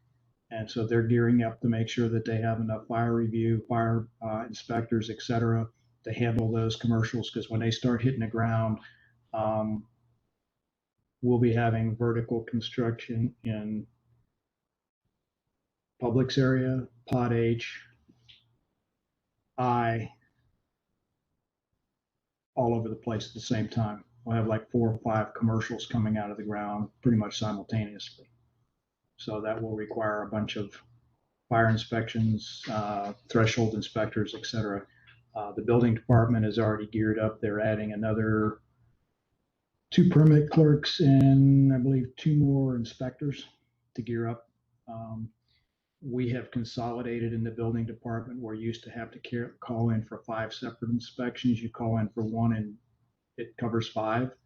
But even at that rate, we're still processing between 150 inspections of the single times 5 per day. So they're doing several hundred inspections every day with the building department and keeping up with it. The inflow has not stopped on new houses. We get stacks of 15 or 20 at a shot Monday, Wednesday, and Friday. And it's still progressing very rapidly, and the staff just continues to, like I say, we and I particularly as a manager am blessed with the staff that I have and all the vendors that pull together as a real team to make things happen. I'm really thankful for that. And a couple things on the SID side of the equation is the next traffic shift is scheduled for like August 8th. They should be shifting traffic to do the next section of culvert off to the east. So the traffic will be shifted. That'll be the last shift. Then they'll just open up the road once they're finished with it. But they're trying to get that established prior to the first week of school, have the traffic shift done, and keep going. But it's progressing pretty well on that. And by next week on the SID side, they will be having a 24/7 live voice. So when you call into SID, you will get a live voice 24/7 to take your call and direct it to the right person, and or take a message and get that email message to whoever is responsible for it. So we can set that up. And the customer service is coming online very well. That's all I have. Good. Like the fireworks for a second. Maybe we could secure a corporate sponsor to help with that cost. Yep. Whether it's, I can see it coming up here, the name of the sponsor. Yeah. I have some ideas on some various entities to talk to help make it a very large bash. I've actually spoken with Mr. Carter and looked at potentially, no, on the amenity, no, not necessarily Mento, but on the amenity center and coordinating and utilizing a combination of doing something with the HOA, with the primary amenity center, et cetera, making it a very well done presentation operation for everybody to be able to enjoy. That'd be sweet. That's good. While we're talking about that, I should have mentioned it during my council comments, that the July 4th event that we had, on July 3rd actually, was absolutely incredible. We had a Emmy nominated band who just completely rocked the house. They were able to perform at our amphitheater, and the whole neighborhood came out, and I just got rave reviews, and everybody loved it, and everybody was happy, and it's kind of like a signifying the end of the light at the end of the tunnel of COVID. It was pretty cool. It was great, and the only thing was missing was fireworks. So glad we got that. Okay, we're down to the public comments on agenda items only. Mayor, I received no public comment cards prior to the meeting. We'll give the virtual audience a moment to raise their virtual hand or unmute their devices. If you are a caller that has been muted, you may press *6 to speak. Please state your name and address. You have 3 minutes. Ms. Torres? Hi, Alicia Torres, 5847 Whippoorwill Circle. Mr. Castle, this is for you. You were talking about having 24/7 SID customer service. When did you say that is expected? That call line should be active by the end of the week. Okay. And then, end of week. And They, then, they would still be calling the same SID number, but it'll go to a 24/7 live person. okay, great. And then I know that you guys, SID was trying to incorporate, a communication with the city of Westlake's emergency notification system. Is that still a go? And if so, when will that happen? I have to pick that ball back up and talk to Zoe and see how we can integrate the two together. Okay. Thank you.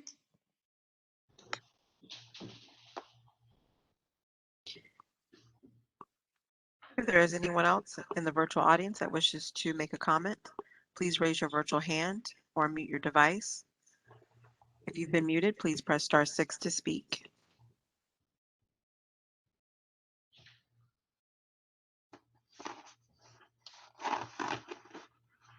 I see no additional comments, Mayor. Thank you. So with that, thank everybody for their service to the community. We're going to adjourn at 9:37.